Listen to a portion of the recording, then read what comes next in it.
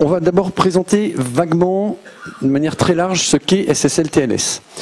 C'est un protocole, et même un ensemble de protocoles, accompagné d'algorithmes de chiffrement et de signature, qui permet de chiffrer les connexions Internet, protocole par protocole, donc le web, le mail, etc., séparément chacun, qui permet aussi d'authentifier le serveur, c'est-à-dire quand un client sur votre machine se connecte à un serveur, il authentifie le serveur en disant « serveur qui tu es, je suis google.fr, bah, prouve-le, tiens, voilà la preuve, ma carte d'identité ».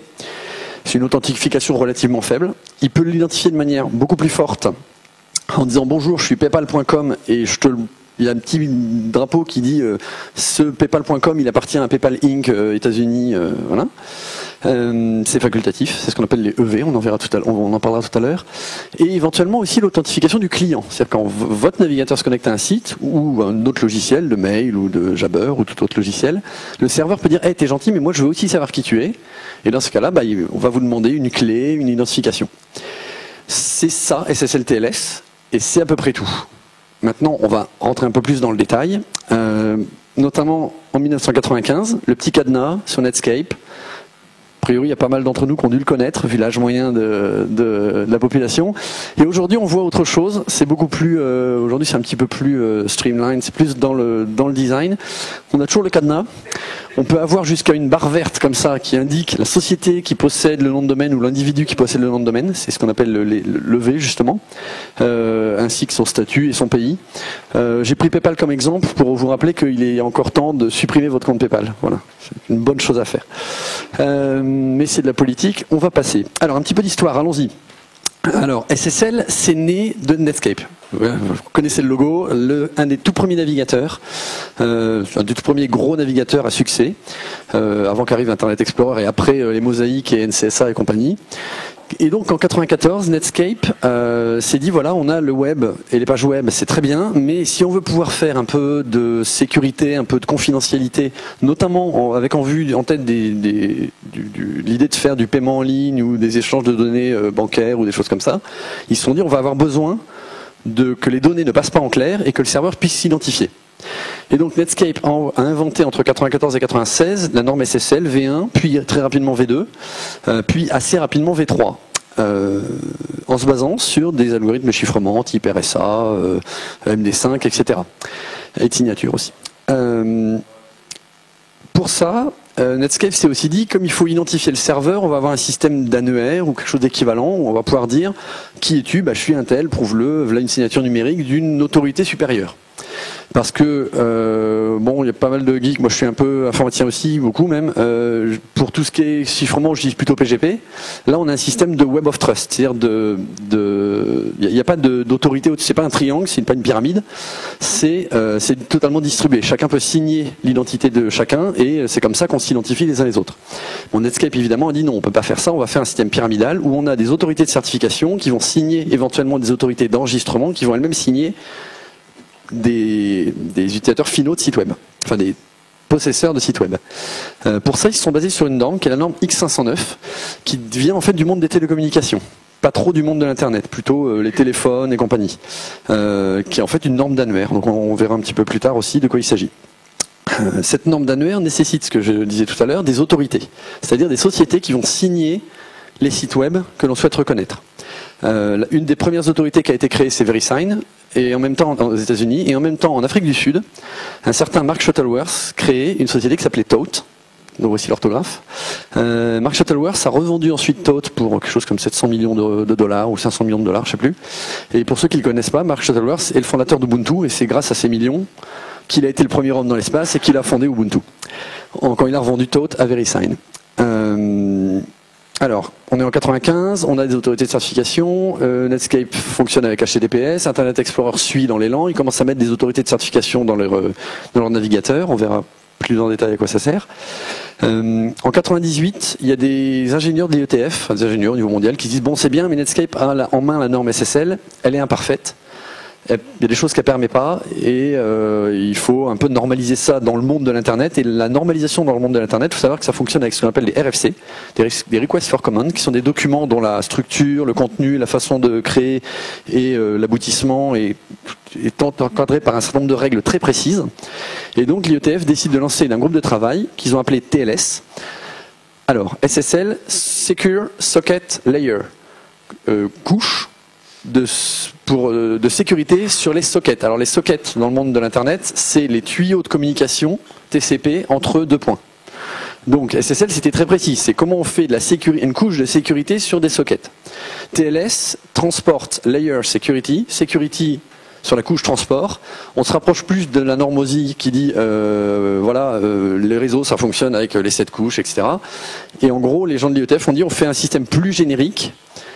Et il y a eu donc une norme TLS-V1 qui est sortie en 88 de mémoire, non en 99, 2008-2011, TLS-V1.1, TLS-V1.2.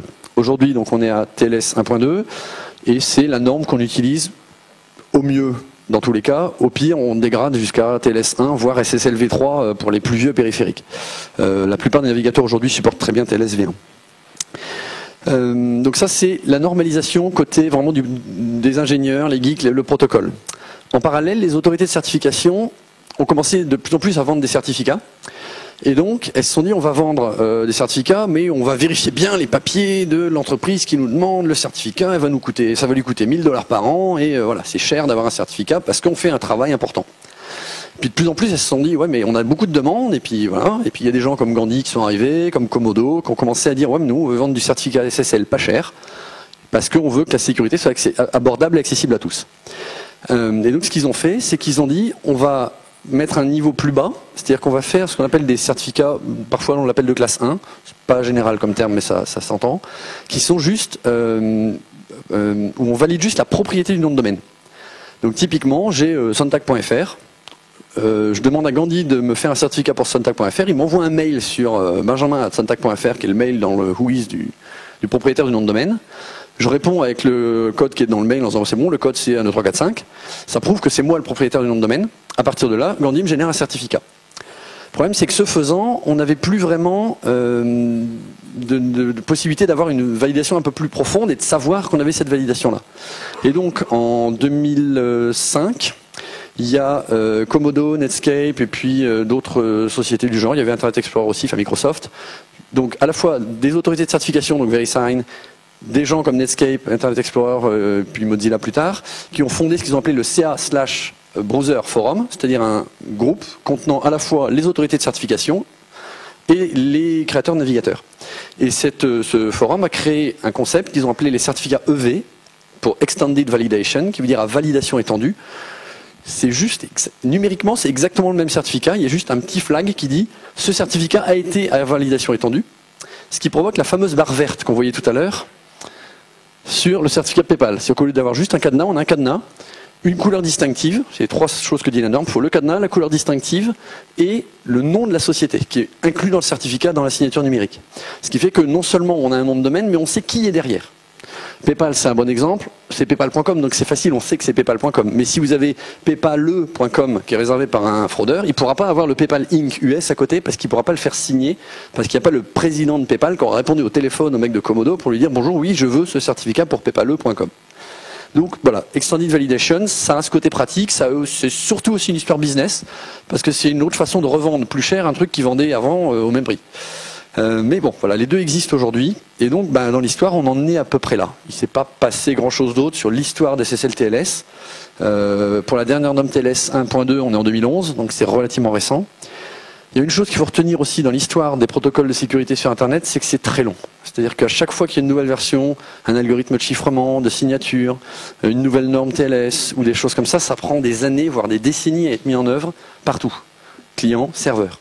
Et on va voir en effet qu'il y a quelque chose de très important dans ces systèmes, c'est qu'il y a ce qu'on appelle une négociation. Et donc, TLS aujourd'hui, TLS aujourd'hui, on l'utilise vraiment de manière tout à fait habituelle dans nos navigateurs. Dès que vous allez sur un site bancaire, dès que vous allez même sur Facebook, dès que vous allez sur un site qui est un petit peu soucieux de la sécurité et de la confidentialité de ses visiteurs, il va passer en HTTPS. Donc c'est vraiment quelque chose qui est streamline, qui est habituel.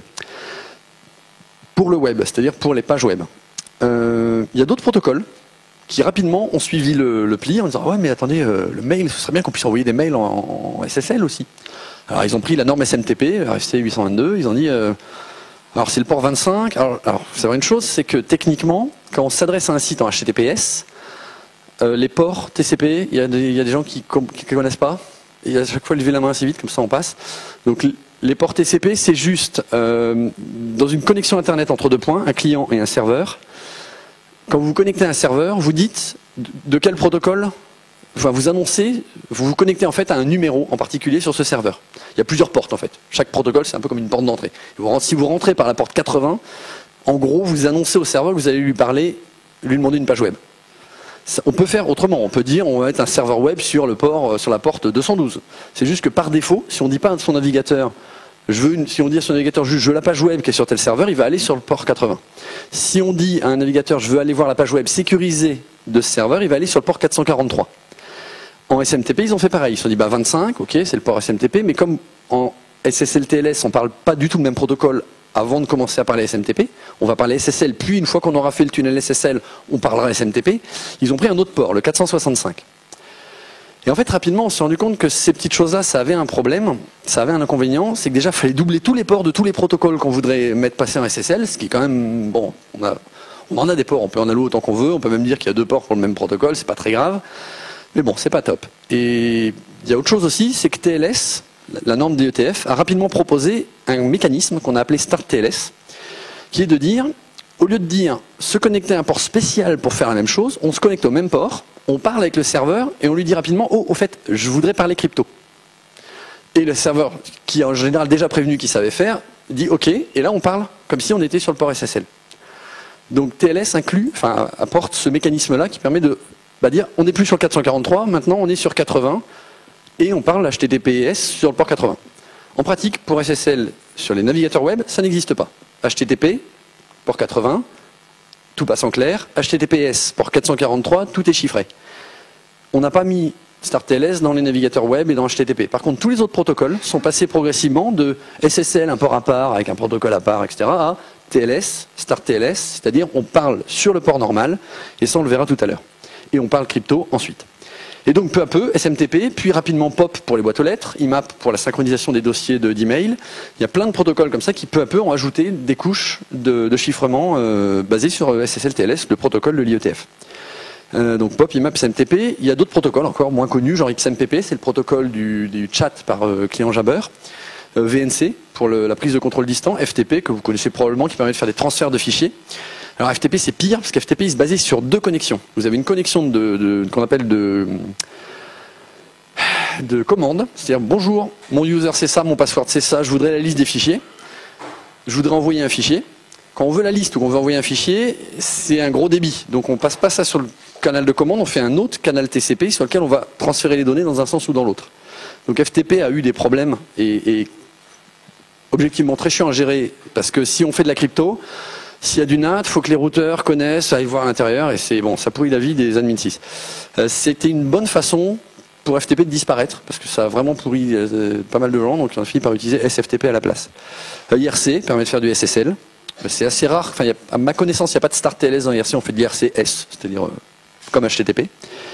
Et alors là où c'est étonnant, c'est qu'il y a d'autres protocoles qui ont choisi d'apporter du chiffrement, mais sans pour autant utiliser stricto sensus la norme SSL-TLS. En général pour de bonnes raisons, parce que sur Internet on est fainéant comme tous les informaticiens, on n'aime pas refaire deux fois la même chose. J'ai un très bon exemple que Stéphane Borsmeyer a évoqué il y a 15 jours, qui est DNSSEC. DNSSEC, c'est la signature cryptographique, non pas des échanges entre un client et un serveur DNS, mais des informations de la zone elle-même. Et donc, comme on n'a pas besoin de faire un échange cryptographique, ce que permet et ce que fait faire SSL-TLS, pour DNSSEC, ils ont dit bon, on va faire une autre norme qui utilise les mêmes algorithmes de chiffrement, RSA, MD5, etc., ou SHA-1, mais qui n'est pas le protocole SSL-TLS. De même, RSH, qui était la prise de contrôle distant pour faire des commandes sur des serveurs, on a inventé SSH, qui est assez similaire à SSL-TLS, mais qui est un tout petit peu différent sur des petits ajustements de envoyer des clés, qui permet plus de choses sur le chiffrement lui-même. Donc voilà, on a un écosystème qui se déploie, et c'est là où on en est aujourd'hui. Alors on va montrer un exemple, parce qu'il n'y a rien de tel que d'avoir un bon exemple. Donc on va quitter notre diapo, on va montrer donc le formulaire dont je vous parlais tout à l'heure.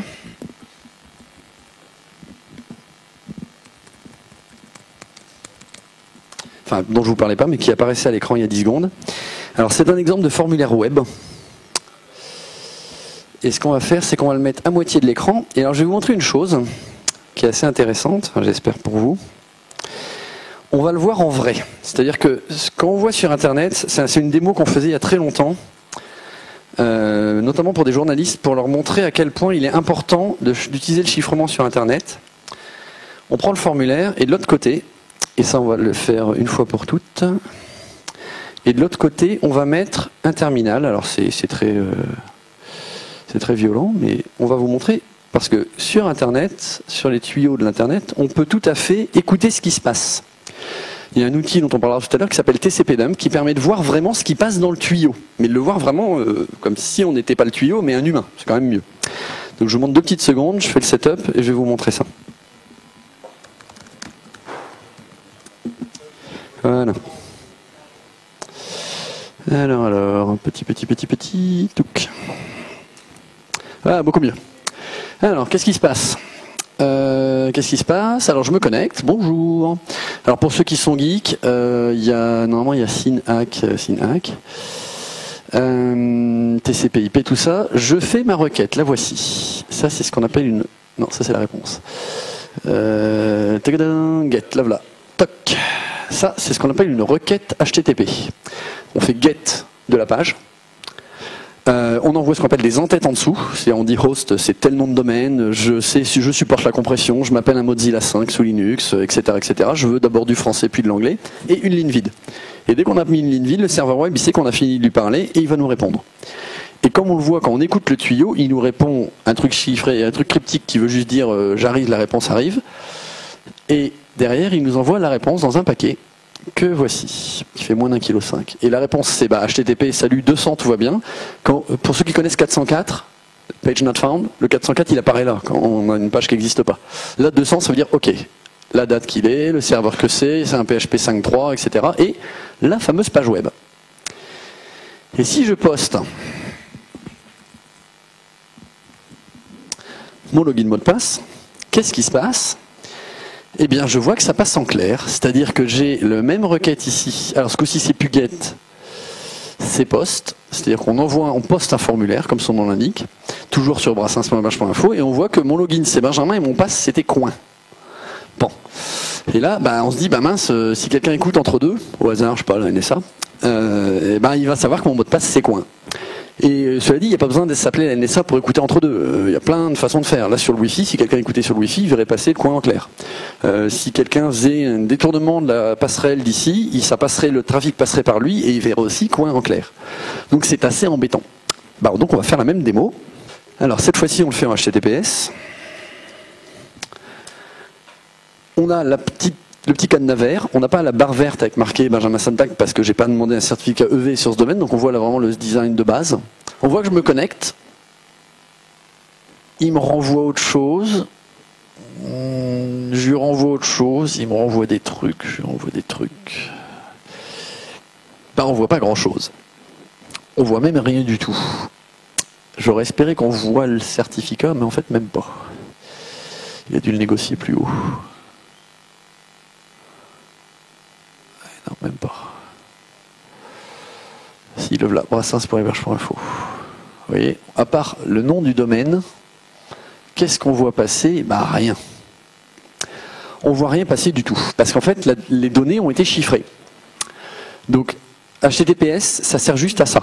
C'est si quelqu'un écoute entre deux, il ne comprend pas ce qui se passe. Il ne voit rien et il ne peut pas deviner. C'est pas plus compliqué que ça. Alors en pratique, il se passe quand même beaucoup de choses. Vous avez vu, il y a des échanges dans tous les sens. Et donc on va voir, en vrai, SSL, il est où l'ODP F9. Donc voilà, on voit l'échange TLS et les données chiffrées, mais voilà. L'identité est assurée par un certificat SSL. Vous avez vu tout à l'heure, j'avais brassens.bh.info décrit. Ce bloc de données là, qui est très binaire, il y a juste le nom de domaine au milieu, on verra après, dans 3 minutes, ce que c'est le certificat du serveur, comment il est structuré et comment il fonctionne. SSL, TLS, ça fonctionne toujours de cette façon-là. Quand un serveur et un client veulent parler, c'est d'abord le client qui dit « Bonjour, on parle SSL, TLS ensemble ». je supporte, moi le client, je sais faire SSL v3, TLS v1.2, je sais faire tel algo de chiffrement, tel algo de chiffrement, tel algo de chiffrement, de signature, on verra tous les algos plus tard. Le serveur lui répond, salut, moi aussi je suis un serveur, je vais préférer qu'on parle RSA 256, RSA 2048, AES 256, SHA-1, et c'est tout. On s'arrêtera là. Le serveur envoie ensuite son certificat et éventuellement qui l'a signé, voire qui a signé celui qui l'a signé, ce qu'on appelle la chaîne de certificats, au serveur, au client, et le client à partir de là a authentifié le serveur, il vérifie le certificat, il fait son petit boulot de... Alors moi j'ai un certificat racine dans mon navigateur qui est fourni avec, chaîne, Brassens, ah c'est bon. La signature est bonne, il vérifie la signature, c'est important, sinon autant avoir quelqu'un au milieu qui se fait passer pour. Derrière, le client génère un nombre aléatoire qui va être ce qu'on appelle la clé de session ou la pré-master key. Bon, ça dépend des versions de SSL.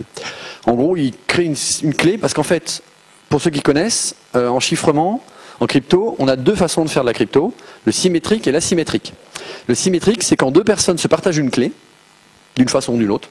Mettons que c'est coin, on est tous les deux au courant. Moi, je chiffre mon message avec la clé coin, je vous l'envoie. Et vous déchiffrez le message avec la clé coin.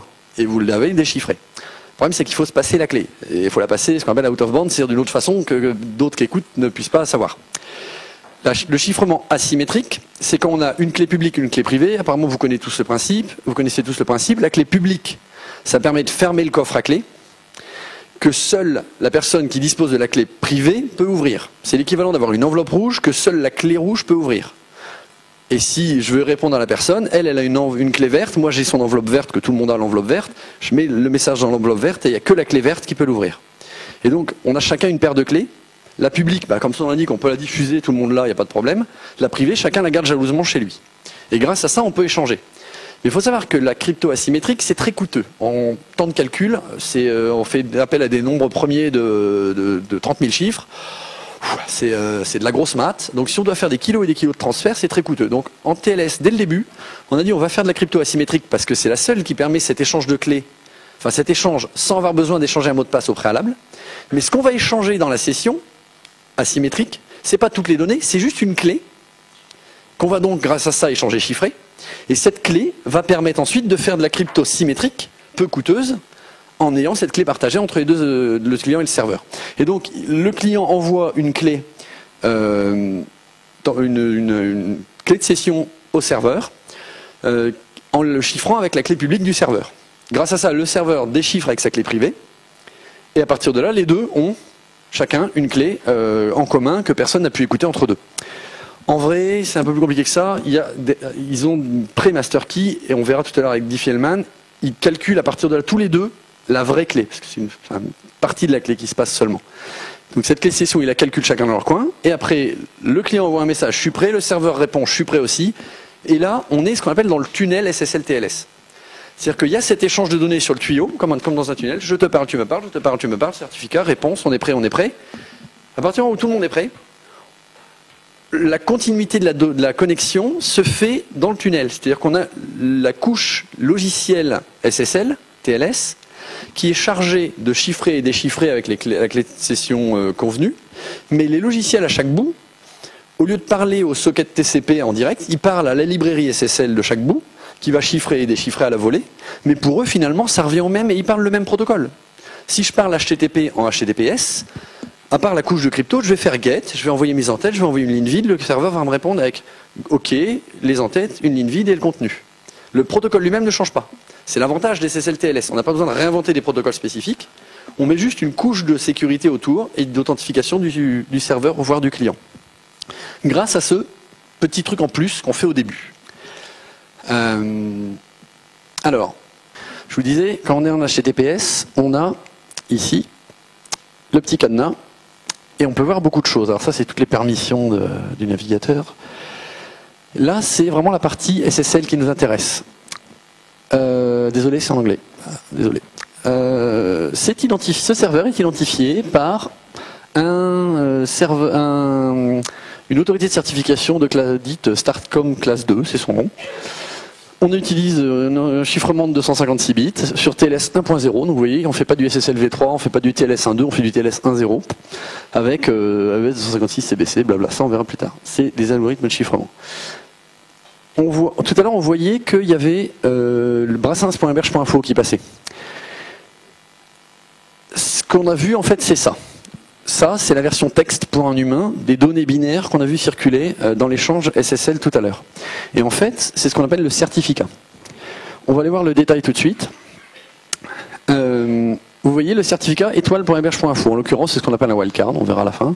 Ça dit juste, ce serveur a le droit de parler au nom de n'importe quoi, .héberge.info. En l'occurrence, Brassens, ça marche bien. Et puis il a tout un tas d'attributs, par exemple un numéro de série, CRAE, une validité. Il n'est pas valable avant le 29 avril 2012 et il sera plus valable après le 1er mai 2014. Alors ça c'est important, parce que si vous n'êtes pas dans ces deux dates-là, le navigateur va dire c'est plus valable, ils auraient dû le renouveler, un peu comme on renouvelle un nom de domaine. Parce que la confiance a une durée limitée, notamment la confiance sur la propriété du nom de domaine, puisque cette propriété peut changer. Le sujet, ce qu'on voyait tout à l'heure, c'est le fameux étoile.héberge.info. On voit qu'on peut même avoir le nom de la société qui le possède ici. Quand c'est ma boîte. Sur les EV, c'est la même chose, sauf qu'il y a un petit OID ici qui dit EV. Et s'il dit EV, c'est ça qu'on affichera dans la barre verte. Ce qu'on appelle l'organisation propriétaire. Et après, il y a donc la clé publique, le modulo de la clé publique. Alors pourquoi il y a besoin de tout ça? Parce qu'en fait, le serveur lui-même, il a une paire de clés pour cet échange cryptographique. Une paire de clés, en l'occurrence RSA ici, 2048 bits. Et le certificat, c'est l'autorité de certification qui signe l'empreinte de la clé publique, voire qui signe la clé publique en pratique. En pratique, il signe l'empreinte de la publique, c'est-à-dire qu'il va prendre ça et il va le signer avec sa clé privée de certificat, d'autorité de certification. Et c'est comme ça qu'il dit, voilà, je signe que cette clé publique appartient bien à étoile.héberge.info. Et donc c'est grâce à ça qu'on peut identifier le serveur. Parce qu'en effet, quand vous parlez à quelqu'un sur Internet, vous ne savez pas à qui vous parlez. Là, au moins, vous avez quelqu'un au-dessus d'héberge.info qui a dit « je certifie que ce certificat-là appartient à étoile.héberge.info ». Et en fait, cette autorité qui me certifie, c'est lui. C'est lui-même un certificat. Et une clé publique, en l'occurrence. Parce qu'un certificat est souvent accompagné de sa clé publique. Il a aussi un numéro de série, il est aussi une date de validité, alors pas avant 2007, pas avant 2010, pas après 2017. Et on voit en fait, c'est Startcom 2, c'est une société qui est en Israël en l'occurrence, d'où le pays, ici, country. Et on voit que lui-même, il est signé à nouveau par une autre autorité. Et alors là, on voit les trois niveaux classiques. Tout en haut, c'est ce qu'on appelle l'autorité racine, le certificat racine ou l'autorité de certification, la CA. En dessous, on a ce qu'on appelle l'autorité d'enregistrement. Alors pourquoi ? On va voir un petit peu comment ça fonctionne une CA. Je veux signer les sites web des gens du monde entier. Je vais donc avoir une paire de clés qui va régulièrement signer à l'aide de la clé privée de cette paire de clés des clés publiques d'autres individus. Si je me fais pirater ma machine et que ma paire de clés qui est dans le navigateur du monde entier est compromise, vous imaginez le taouin que ça met. Il faut aller dans tous les navigateurs du monde remplacer le certificat. Donc on n'a pas le droit à l'erreur. C'est un peu comme les services secrets, ils n'ont pas le droit de se faire capter. Ça arrive. Les autorités de certification, ça leur arrive aussi. Et donc, mais bon, elles n'ont quand même pas le droit. Donc comme elles n'ont pas le droit, la clé privée, ils la mettent au coffre-fort et ils la sortent jamais. Vous allez me dire, mais comment ils font pour signer les sites web s'ils sortent jamais la clé du coffre? En fait, ils la sortent au début, ils prennent une autre paire de clés et ils signent la première avec la deuxième. Enfin, la deuxième avec la première. Et en fait, comme ça, l'autorité de certification, elle retourne au coffre et elle n'en sort plus. La clé publique est partout dans le monde dans les navigateurs, mais la clé privée, elle reste au coffre. Et elle est sûre de ne pas se faire pirater tant que personne n'ira chercher la clé du coffre. Voire on la découpe en petits bouts dans 4 coffres différents, avec 4 personnes qui ont chacun la clé. Il faut réunir les 4 pour être tranquille. Il y a plein d'algorithmes possibles de ce type-là pour être sûr que ça ne sortira jamais.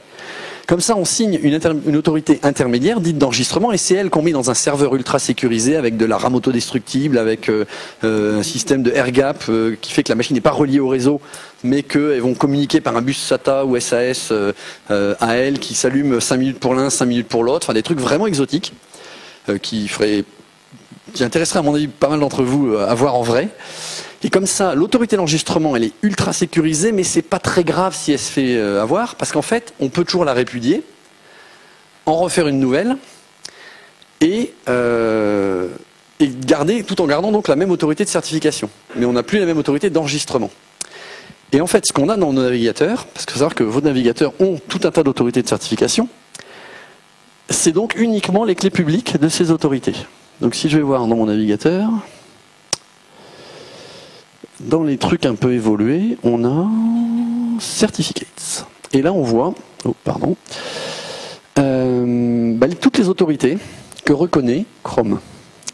Et ça, c'est les fameux. Alors, il y en a des untrusted, mais il y en a des trusted. Et on pourrait retrouver tout à l'heure, celle qu'on a vue tout à l'heure, c'est-à-dire, on voit TOT, on voit Startcom, Certificate Authority. Et là, on a le certificat de Startcom, qui, on le voit, voyez, built-in, il est intégré au navigateur. C'est un certificat intégré au navigateur, et on a la clé publique qui va avec, et il est valable jusqu'à 2036. Voilà, et on a la clé publique, elle fait 4 kg, et elle est là. Donc ça, c'est ce que vous fournit Chrome. Donc c'est celle-là dont la clé privée est au coffre. Et c'est comme ça, on n'a pas besoin de la remplacer tous les jours, sauf si DigiNotar, qu'on a vu par exemple, se fait pirater. L'autorité d'enregistrement, le problème c'est qu'elle n'est pas dans les navigateurs. Donc si moi je monte mon certificat Brassens, alors on va le retourner, il est où? Si je monte mon certificat Brassens, il me l'a fermé ou quoi? Le voilà. Si je ne montre dans ma connexion TLS que le certificat Brassens, je vais dire il est signé par Startcom classe 2. Mon navigateur, il va dire connaît pas Startcom classe 2. Bah, ce que je fais, c'est qu'en fait, mon serveur web, il va dire il est signé par Startcom classe 2, dont je te passe aussi la clé publique et le certificat. Ce qu'on appelle un certificat chaîné. Il y a le mien et il y a celui de l'autorité qui me l'a signé, la RA. Et grâce à ça, mon navigateur, il voit, alors attends, bouge pas. Brassens, il est signé par Startcom classe 2. Ah, tu me l'as mis avec. Startcom classe 2, il est signé par Startcom Built-in Certification Authority. Ah, bah celui-là, je l'ai. Et donc, il redescend la chaîne. Ok, Startcom a bien, que j'ai moi la clé publique, a bien signé ça, la signature est valide. Elle n'est pas expirée, etc. L'autorité d'enregistrement elle-même a signé Brassens. Ok, je te reconnais. Donc c'est un peu compliqué le process, mais ça a des avantages en termes de sécurité qui sont quand même assez élevés. Voilà. Donc là, on a un peu expliqué le principe des autorités de certification en chaîne. Je vais revenir à mon plan.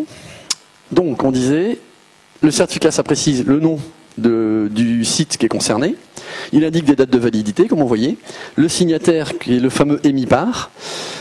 Et on a en dessous l'empreinte. Ça permet éventuellement à des humains vraiment paranoïaques de vérifier avec le propriétaire du site web, c'est bien EC2410, etc.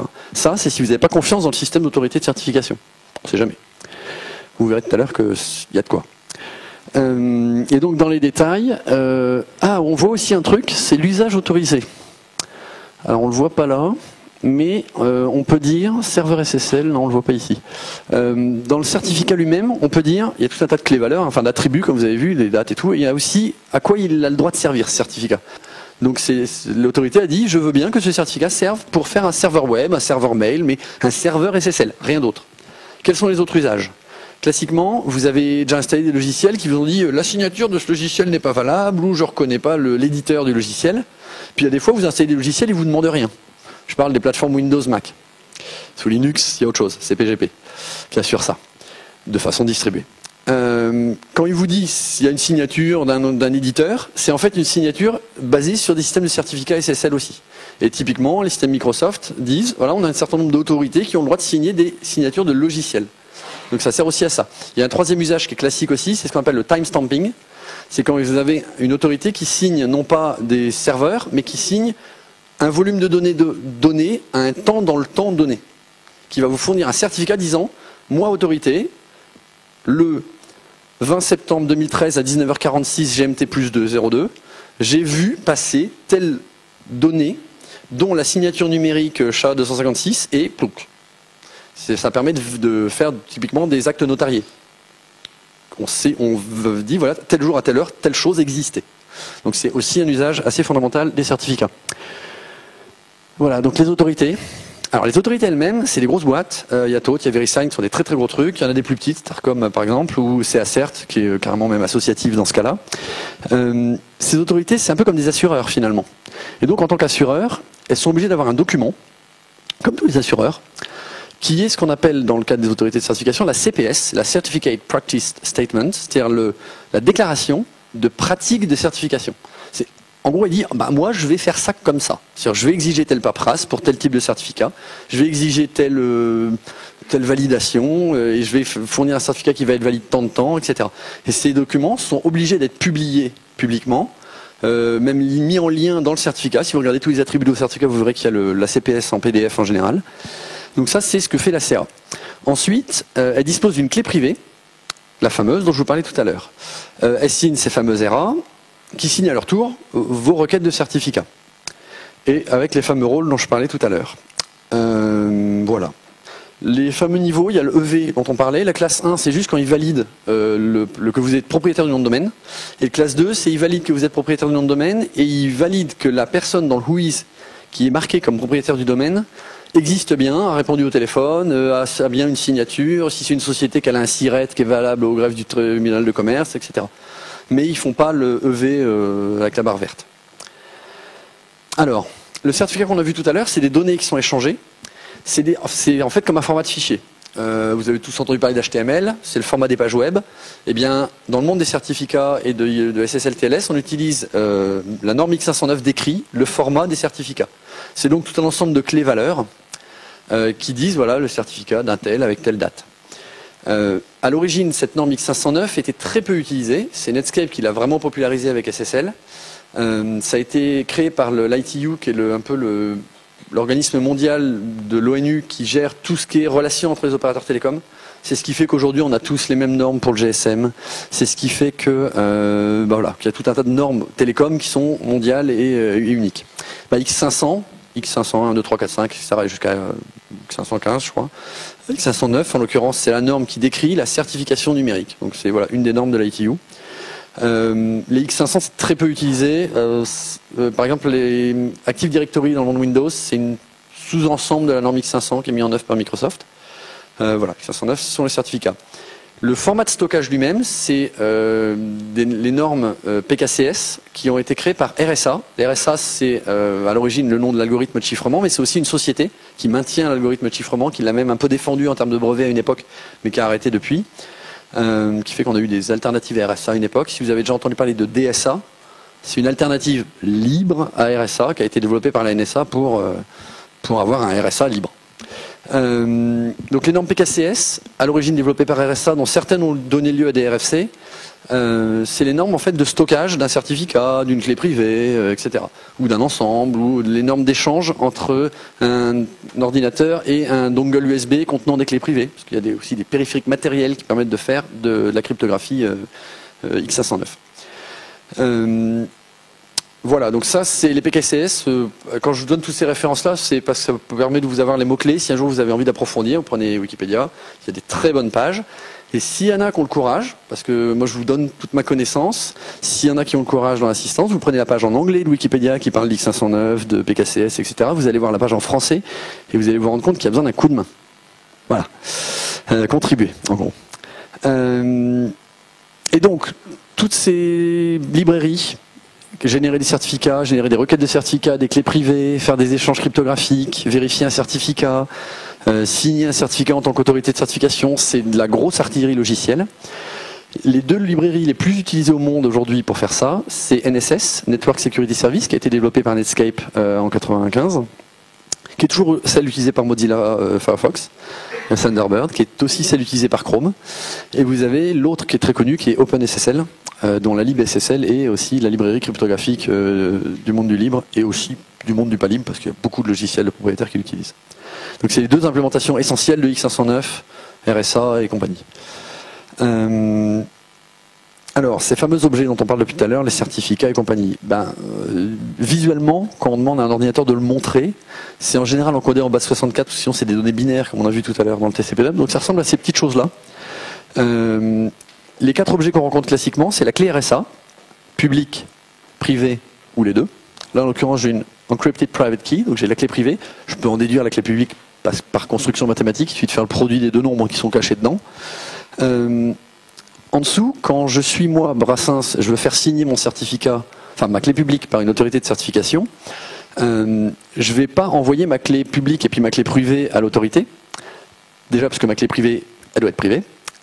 Si un jour une autorité vous demande de générer une clé privée chez elle, ou vous dit tiens voilà ta clé privée, vous fuyez. C'est le cas de la plupart des autorités de certification. Elles permettent de dire je veux que tu génères la clé privée chez toi, puis tu me l'envoies quand tout est fini. Ne faites jamais ça. Ça veut dire que votre clé privée, elle est chez eux aussi. Et donc elle est aussi dans les services, etc. Enfin bon, c'est classique. Donc quand je veux faire générer mon certificat, je prends ma clé privée et je fais un petit bout de fichier qui dit voilà une clé publique dont je voudrais que tu certifies, avec tel et tel attribut, genre étoile.brassens.fr, étoile.fr.info. Ça, c'est ce qu'on appelle une certificate request, une requête de certificat. C'est ce qu'on va envoyer à la CA. Là, voilà, la certificate request. On voit qu'il y a Brassens. Non, on le voit pas, c'est binaire. Il y a Brassens dedans, et je l'envoie à la CA qui va me retourner un certificat que voici. C'est-à-dire, bonjour, autorité machin d'enregistrement, je signe cette clé publique pour telle validité, pour tel usage, pour tel nom de domaine. Si plus tard je me fais punzer mon serveur, je me fais voler ma clé privée, il faut bien que je fasse quelque chose, parce que sinon, pendant ce temps-là, je peux toujours servir des pages HTTPS alors que c'est pas moi qui les sers. Je peux demander à l'autorité de certification de faire ce qu'on appelle une révocation de certificat. Allô, Startcom, ouais, j'ai perdu ma clé privée. Ok, vous nous faites un chèque, parce que c'est un service où il y a un humain qui arrive derrière, et on publie, nous, la révocation de votre clé. Et en fait, il publie ce qu'on appelle une CRL, une Certificate Revocation List, une liste de certificats de révocation, qui dit ces certificats-là ne sont plus valides dès maintenant. Et ça, c'est accessible de deux façons, soit une URL où la CRL de tous les certificats révoqués par l'autorité est publiée, soit via un protocole spécial qu'on appelle OCSP, qu'on ne va pas détailler ici. Et on va faire un exemple, ça vous dit? Alors, la ligne de commande OpenSSL est très bien. On lui dit je fais OpenSSL, j'ai besoin d'aide. Et on voit qu'en fait l'OpenSSL il a plein de sous-commandes que voici. Donc il y en a une qui est notamment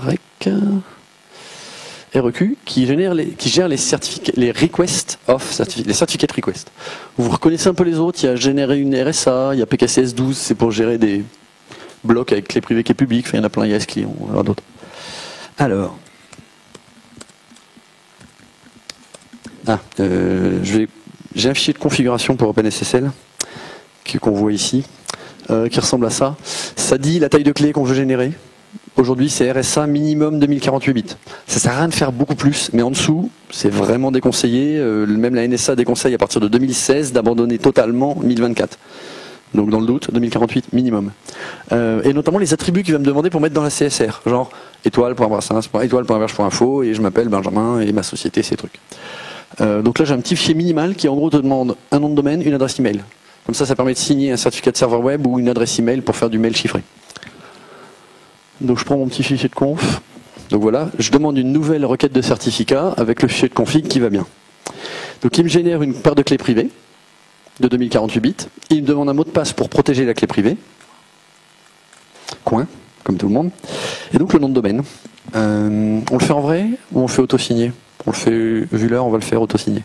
Donc je vais dire étoile.ebh.info. Et je ne vais pas d'adresse email. Et là, on voit la fameuse certificate request. Donc en pratique, il m'a généré une clé privée RSA et une requête de certificat. Et donc c'est ça qu'on va nous coller dans le formulaire, chez Gandhi, chez StartSSL, chez CACert, chez VeriSign. Formulaire, après avoir payé le certificat, il me dit maintenant collez votre CSR, ou avant des fois. On colle la CSR, c'est ça qu'il faut coller dans le formulaire web. Ça leur envoie la clé publique, ils signent ça après avoir validé la propriété du nom de domaine, voire plus de choses, et ils vous retournent en échange un certificat. Alors, si on n'a pas envie de passer par des autorités de certification, on peut aussi signer sa clé publique et son certificat avec sa propre clé. C'est ce qu'on appelle un certificat auto-signé. Et donc, il ne va pas être valide dans le navigateur, mais il va y avoir une clé privée chez nous, une clé publique distribuée sur le net, et le certificat qui signe la même clé avec elle-même, mais en ajoutant, comme c'est un certificat, ça lui permet d'ajouter des dates de validité et surtout un nom de domaine pour lequel ça va être valide. Donc une fois qu'après le navigateur a le bon nom, a accepté le certificat, il l'acceptera une fois pour toutes pour ce nom-là. Alors on va stocker le certificat, la certificate request, je vais vous la montrer son contenu. Voilà, donc là on voit la certificate request et on voit son contenu en texte pour un numéro dessus. On a le modulo de la clé publique et ce que j'ai demandé moi en fait comme attribut à mettre dedans. Donc ça c'est ce que vous enverrez chez votre CA pour qu'elle le signe. Et derrière on peut, là en l'occurrence on va faire nous-mêmes la signature. Et donc la ligne de commande pour signer la requête de certificat, ça va ressembler à ça. Alors, rapidement, c'est assez facile à comprendre pour les geeks. X509, donc on va faire du X509. On prend la request, on signe une request, -rec. On la signe pour 365 jours. En entrée, on a notre test.csr. Notre fichier CSR, c'est ce que prend votre autorité. La clé à signer, la clé qui va signer, pardon, c'est la clé qu'il a générée lui. Et on le met dans test.crt, il va nous générer un certificat test.crt. Alors là, la clé privée, il nous l'a chiffré tout à l'heure avec un mot de passe, donc je lui remets le mot de passe. Et donc là maintenant, on a, on va l'ouvrir avec OpenSSL parce qu'il va nous montrer les attributs.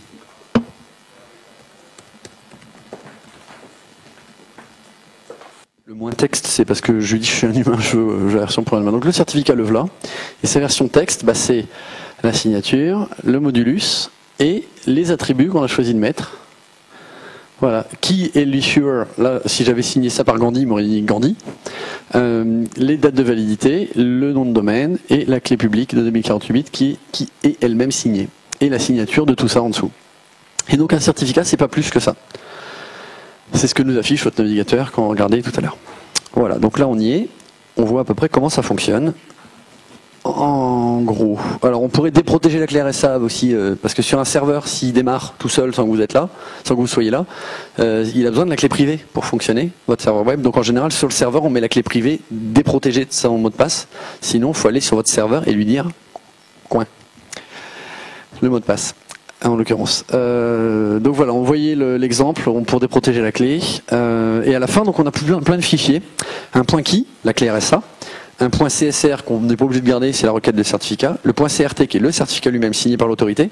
Et votre autorité de certification, elle va vous donner son certificat à elle qui est signé par l'autorité racine. C'est ce qu'on appelle le point chain. En général, je recommande d'avoir dans le coin, sous la main, un point CRT plus chain, c'est-à-dire le certificat suivi du certificat chainé, parce qu'il y a des logiciels qui veulent les deux en un, et voir un point all, moi j'appelle ça comme ça, où on met le CRT, le chain et le point key. Parce qu'il y a des logiciels à qui on donne tout dans le même fichier. Ça, on le verra dans les exemples de conf.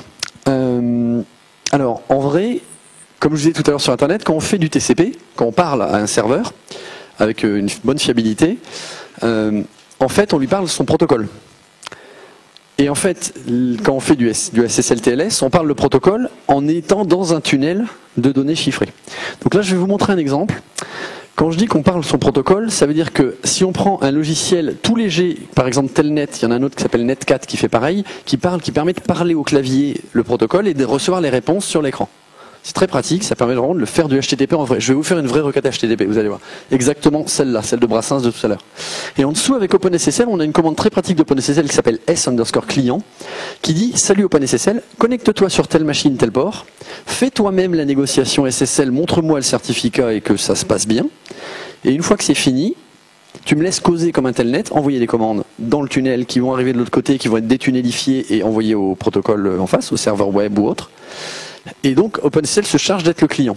Il a aussi s_server qui permet de faire pareil, un serveur SSL basique. Donc je vais vous montrer l'exemple, il est tout bête, mais il permet vraiment de voir comment ça marche en vrai.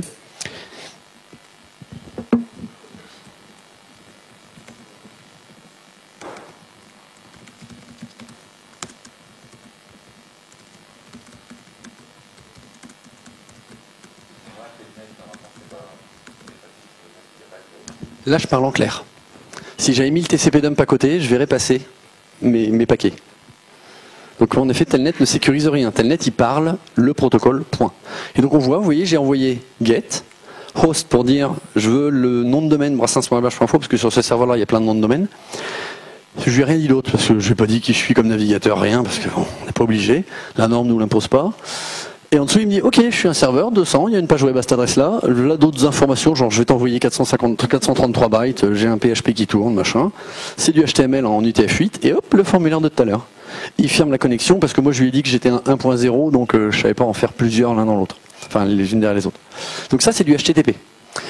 Et la même commande, la même appel de page que tout à l'heure, mais en HTTPS, on le ferait comme ça.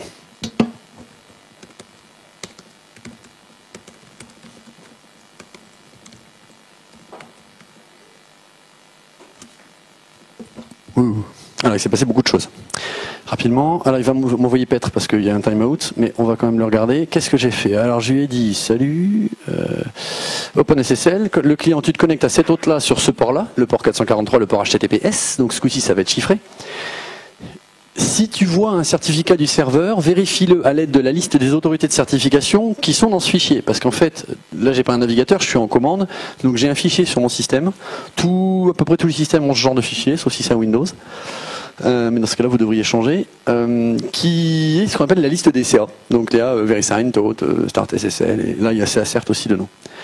Et comme ça, je lui dis, si tu as un certificat, vérifie-le avec ça. Et il me dit, vous voyez, profondeur 2, j'ai l'autorité de certification, elle est vérifiée, tout va bien, il est dans CA Certificate. Profondeur 1, l'autorité d'enregistrement, elle est vérifiée, tout va bien. Et profondeur 0, moi-même, héberge.info, je l'ai vérifié dans la chaîne, tout va bien.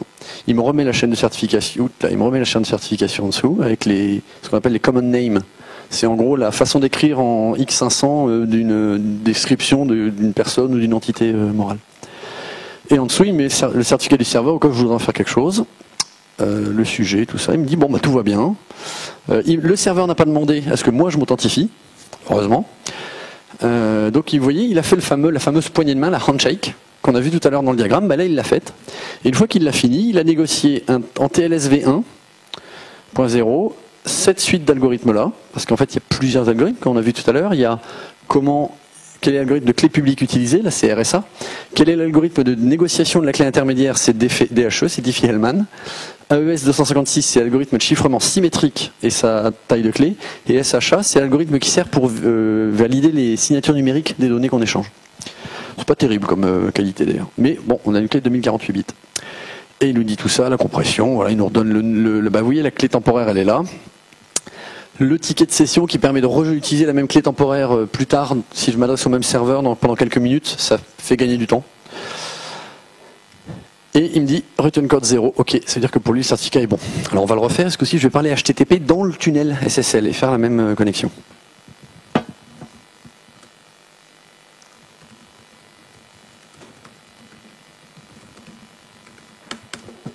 Yo. Ah, alors je me suis gouré de hostname. Ah oui, j'ai oublié /form.php. Donc là, il me met la racine de brassins.mh.info, donc la page est un peu plus longue. Mais globalement, il m'a mis la page web, quoi. Et donc là, j'ai fait du HTTPS, c'est-à-dire que là, on la voit en clair, mais ce qui est passé sur le tuyau de l'Internet, c'est l'échange de certificats, la clé échangée, et puis après, tout est chiffré. Et donc, moi, je vais parler en clair, mais à travers la librairie OpenSSL qui s'est occupée du chiffrage, du chiffrement. Fatigue. Ah, il est déjà là. Ok. Donc vous voyez, on pourrait faire le même sur le port 25 en SMTP. S'il y en a qui savent parler SMTP ici, je vous invite à jouer. Alors, sauf que SMTP, on avait dit qu'ils avaient utilisé StartTLS plutôt. Et en fait, OpenSSL, il sait gérer ça.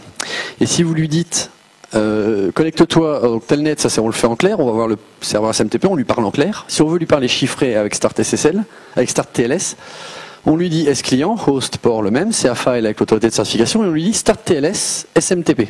Ça va dire OpenSSL, s'il te plaît, avant de faire du chiffrement, tu envoies hello localhost et StartTLS. Enfin, tu vérifies que le serveur sait parler, te dit ok, moi je suis le serveur Brassens, je veux bien parler StartTLS, mais je veux aussi bien parler SMTP tout de suite si tu veux.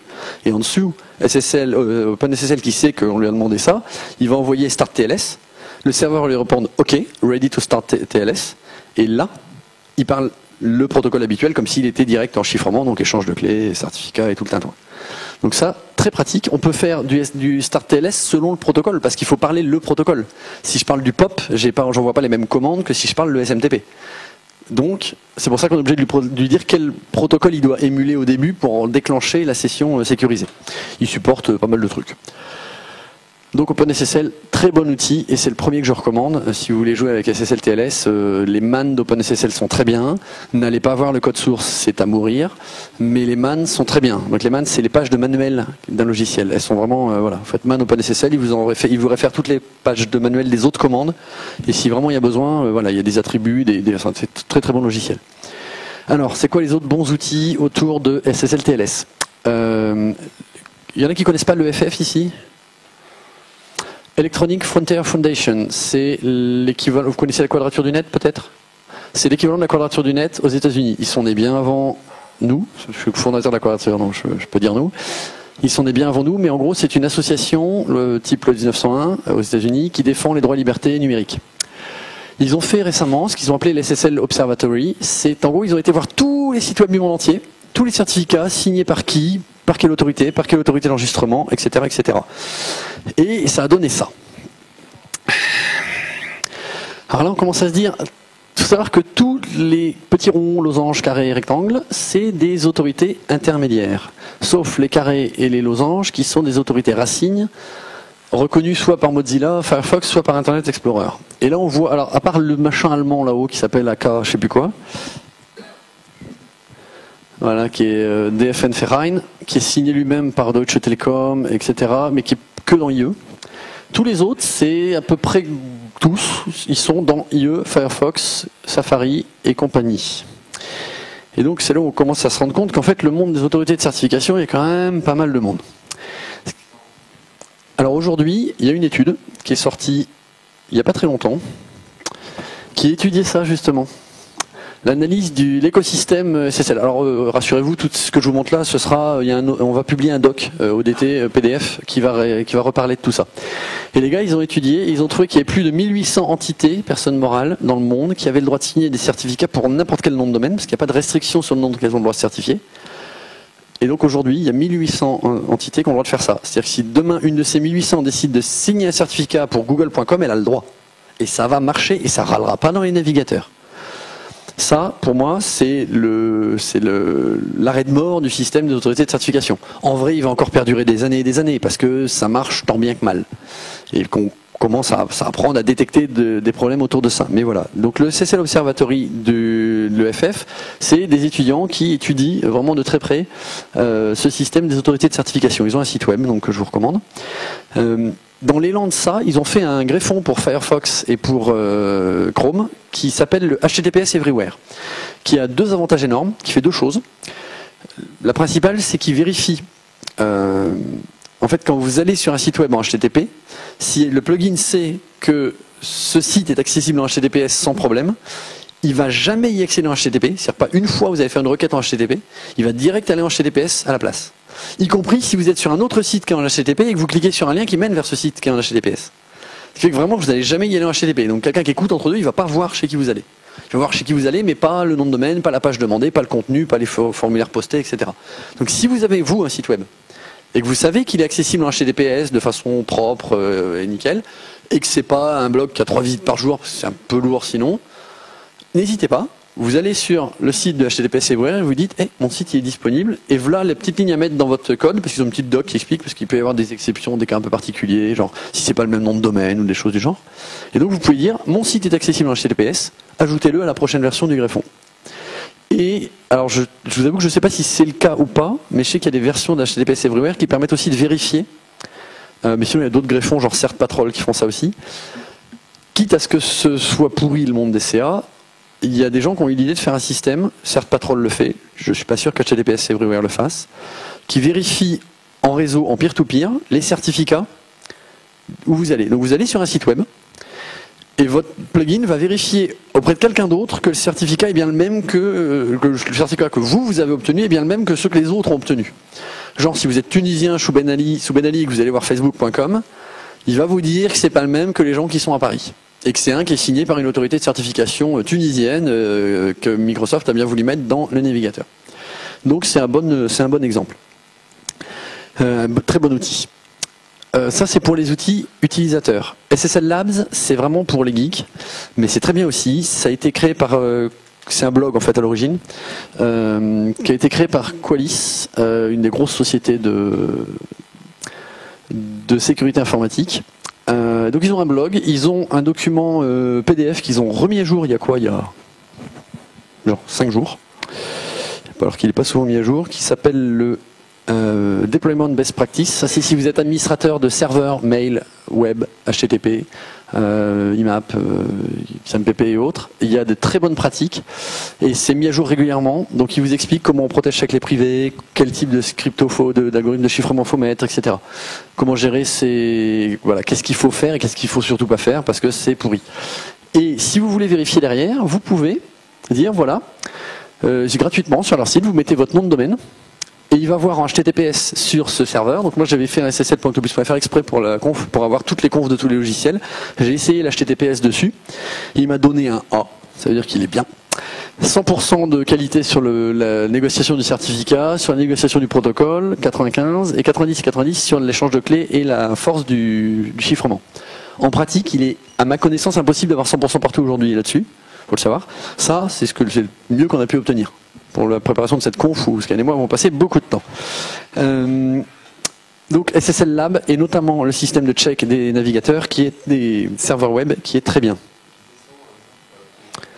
Ah oui, alors il y a plein de trucs, on en reparlera tout à l'heure, il y a notamment Forward Security ici qui est bien, qui est la petite variante, et vous voyez, il nous met le certificat, avec les algos qu'ils ont négociés, les certificats intermédiaires, le chemin, la configuration des protocoles qu'il a pu négocier, que moi je supporte côté serveur et qu'il a bien voulu prendre, donc il a fait du TLS 1.2, les algorithmes de chiffrement possibles et à quelle taille de clé, et une simulation de cet échange, avec l'équivalent de ce que savent faire tous les navigateurs du marché. Donc c'est vraiment très bien. C'est un peu, c'est un peu le couteau suisse de l'admin 6. Voilà. On voit qu'il aussi c'est fail et que i8 sous XP est aussi fail parce que j'ai exigé des niveaux de crypto assez importants. En pratique, ça va marcher quand même. Ils le disent avec les petites étoiles parce qu'il va renégocier un algo plus faible et que mon serveur va dire bon d'accord. Parce que vraiment, c'est vraiment parce que tu as un i6 sous XP. Parce que sinon, si je mets les plus faibles tout de suite, il y a d'autres navigateurs qui savent faire mieux, qui vont prendre les plus faibles. Donc vous voyez, c'est vraiment prise de tête. Prise de tête. Et on voit notamment qu'il dit qu'il y a Forward Security Yes, et on verra dans quelques minutes ce que c'est. C'est ce qui permet de garantir la confidentialité à long terme. Donc tout ça c'est très important, et donc testez vos serveurs SSL dessus. J'ai testé un serveur IBM WebSphere, il m'a mis un F tout en haut. Donc testez-les. Autre outil très pratique, on l'a vu tout à l'heure, TCP Dump, ça permet d'écouter ce qui passe dans le tuyau. Il a plein d'options, vous pouvez lui demander plein de choses. Pareil, couteau suisse de l'admin 6, réseau. Alors, pour les gens qui ne sont pas habitués à la console, merci. Wireshark sous Windows, ça existe aussi sous Mac et sous Linux, GNU Linux, pardon. Et donc Wireshark, c'est la version graphique de ça. TCP Dump, l'avantage c'est qu'on peut le faire tourner sur un serveur sans se prendre la tête. Et il sait générer des fichiers dans un format standard qui est le format PCAP. Vous faites TCP Dump -w truc.pcap. Il va écrire ce qu'il capte dans le point .pcap et vous pouvez le rouvrir après sur votre desktop tranquillement sous Wireshark. Il va vous montrer le contenu des paquets. Et c'est là où vous pouvez lui demander de l'analyse, déchiffrer si vous avez la clé privée, de déchiffrer la session SSL, de faire des trucs assez puissants. Et un dernier, alors celui-là je le garde dans ma poche, mais bon, là je me suis dit que j'allais tout lâcher au niveau des connaissances sur SSL et sur le chiffrement. Desnif, c'est un paquet logiciel classique dont l'URL est là. Ça existe dans Debian et dans les bonnes distribs. Vous aptitude install ou Vue install Desnif. Il contient plusieurs outils. Le premier qu'on pense, c'est Desnif lui-même. C'est un système qui écoute sur le réseau de votre machine tout ce qui passe, et s'il voit des protocoles dont le mot de passe passe en clair, il vous dump le login, le mot de passe, le serveur. Alors on faisait ça. Ouais, ce que fait la DGSE, ce que font tous les services. On faisait ça dans des salons genre Zeliconf, rendez-vous des médias européens. On met un grand écran avec un desnif du routeur. Ça calme tout de suite. Honnêtement, c'est la meilleure façon que les gens comprennent que oui, on met du HTTPS, oui, dans son logiciel de mail, on coche la case SSL, ça ne coûte rien à personne. Desnif, très pratique. Il a un autre outil qui s'appelle ARP Spoof, qui n'a rien à voir avec SLTLS, mais qui fait quelque chose dont on a besoin si on veut pouvoir faire ce genre de choses pas bien. ARP Spoof, ça envoie un faux paquet sur le réseau pour dire « le routeur c'est moi, le routeur c'est moi, le routeur c'est moi ». Ce qui fait que je ne suis pas le routeur, mais je vois passer tout le trafic de l'accès Internet d'ici, que je fais ressortir par le vrai routeur que moi je connais. Et à partir de là, on peut faire tourner des sniffs en parallèle, qui va donc non seulement voir ce que ma machine fait, mais ce que toutes les machines d'ici font. Il y a d'autres outils dans des sniffs. Il y a WebMITM, et c'est celui-là qui nous intéresse dans SSL-TLS. C'est celui qui est capable de faire un man in the middle, ou un monkey in the middle. C'est en gros, ça se met entre vous et le serveur, quand vous êtes le client, et ça détourne la communication, ça montre un autre certificat, parce qu'il ne peut pas avoir la même clé privée que le serveur, sauf si vous l'avez, vous pouvez la mettre. Et donc WebMITM, il se met à la place du serveur, et il répond, et il fait une fausse session HTTPS. Donc vous avez le WebMITM qui répond à la place du serveur, et qui rechiffre pour le serveur le vrai, et qui redéchiffre pour la réponse du serveur, et qui vous renvoie la réponse à vous. Ce qui fait que lui, il voit en clair les données. Mais forcément, le certificat va être incorrect, et ça va râler. Votre navigateur va dire « Oh, ce certificat, il n'est pas bon !» Sauf si vous avez à nouveau la clé privée du serveur, si c'est votre serveur. Il y a aussi un SSH MITM dans des sniffs qui fait la même chose avec SSH. Voilà les très bons outils que je vous recommande vivement. Alors, il y a eu des attaques plein sur SSL-TLS. La première dont j'ai entendu parler, c'était en 2007 ou 5, je sais plus, 7 je crois, au camp, non c'était pas au camp, c'était au 27C3. Rendez-vous annuel des hackers du monde à Berlin et maintenant à Hambourg, du CCC. Et il y avait des gars qui avaient fait une conf qui s'appelait MD5 Considered Harmful One Day. Genre MD5, l'algorithme de signature numérique très connu, est considéré comme dangereux. Ça sera considéré comme dangereux un jour. Et ils expliquaient des attaques mathématiques sur MD5. Et genre l'année d'après, je crois, ils ont pris entre deux dans leur labo de recherche en Hollande des PlayStation 3 qu'ils ont mis en parallèle pour faire du calcul avec les gros processeurs qu'il y avait dedans. Ils ont généré un faux certificat signé par une autorité de certification connue, avec un autre nom de domaine, genre google.com. Il avait des attributs bizarres parce que leur système faisait qu'il fallait mettre ces attributs bizarres pour que la somme soit la bonne et que la MD5 soit le bon. Mais ils ont donc obtenu un bon certificat pour une clé privée que eux avaient, signé google.com. Et donc ils ont fait une conférence où ils ont dit MD5 considered harmful today, aujourd'hui.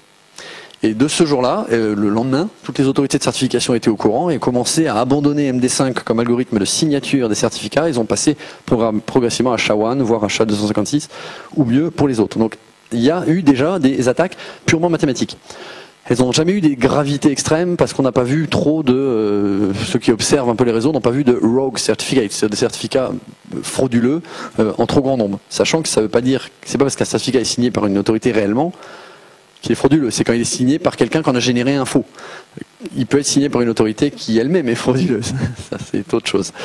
Les fameux MITM, les man in the middle, ce qu'on appelle l'attaque de l'homme du milieu dans Wikipédia, il n'y a que qui appellent ça comme ça, c'est quand il y a quelqu'un qui se met au milieu et qui volontairement ou frauduleusement, frauduleusement c'est quand quelqu'un frauduleusement se met dans votre réseau et fait ça, volontairement c'est le classique, c'est utilisé dans les grandes boîtes, soit avec des outils du genre Bluecoat ou des outils de ce genre qui permettent de faire du MITM volontaire. Et en fait, ils mettent un certificat racine dans les navigateurs de la boîte. Et ce certificat racine de la boîte qui fait le MITM, et ben il signe à la volée un certificat pour le nom de domaine sur lequel vous allez, il déchiffre, il rechiffre et il fait des logs. Et comme ça, l'équipement réseau de votre boîte en sortie de réseau vers l'internet, et ben il a les données en clair de toutes vos sessions HTTPS. Vérifiez dans votre navigateur, dans votre grande boîte, genre BNP ou des trucs un peu énormes, dans la liste des autorités de certification, comparez-la avec celle de votre navigateur chez vous. S'il y en a des en plus, genre BNP Bluecoat Service, c'est que vous avez un MITM probablement volontaire. Il y a eu deux autres attaques classiques dont on a pas mal entendu parler, qui sont Crime, dont un post de blog sur les SSL Lab dont je vous ai mis le lien, et Beast. Beast, c'était sur la compression, je ne sais plus lequel des deux, c'était sur la compression. Ils attaquaient en falsifiant des paquets en route sur l'échange SSL-TLS qu'on a vu tout à l'heure, à l'endroit où en plus de négocier du chiffrement, on peut négocier de la compression. Ils arrivaient à obtenir des morceaux de bits du cookie, c'est-à-dire de la pré-master key qu'on s'est échangé lors de la session TLS. Et moralité, on se retrouve avec des bouts de la clé en clair pour l'attaquant. Et puis en le faisant plusieurs fois, il pouvait peut-être finir par avoir la clé en entier. Bon, ça reste c'est l'attaque, je ne sais jamais laquelle des deux, je suis désolé. Il y en a une des deux qui est théorique. Donc on est censé s'en protéger parce qu'on est paranoïaque dans le monde de la sécurité informatique et que c'est la moindre des comportements nécessaires. Par contre, il n'y a pas d'attaque connue à ce jour, je crois que c'est pour Beast. Les fameux Rogue Certificates, les gars de MD5 Considered Harmful ont fait un Rogue Certificate. Il y a une autre autorité, par exemple le DigiNotar en Hollande, qui s'est fait attaquer dans ses serveurs et les gars ont signé des certificats, ce qu'on appelle aussi des Rogue Certificates. Voire là, c'est carrément une Rogue Authority, parce qu'elle s'est fait pirater et elle s'en est pas rendu compte sur le coup. Des Rogue Authority, il y en a d'autres. C'est par exemple, moi dans mes autorités de certification, je vois qu'il y en a une qui est une boîte turque, et il y en a une qui est une boîte tunisienne, il y en a une c'est des Chinois. C'est pas que j'ai pas confiance, mais c'est que j'ai pas confiance. C'est-à-dire que clairement, quand c'est des gouvernements qui maîtrisent ce genre d'autorité, ils peuvent signer ce qu'ils veulent.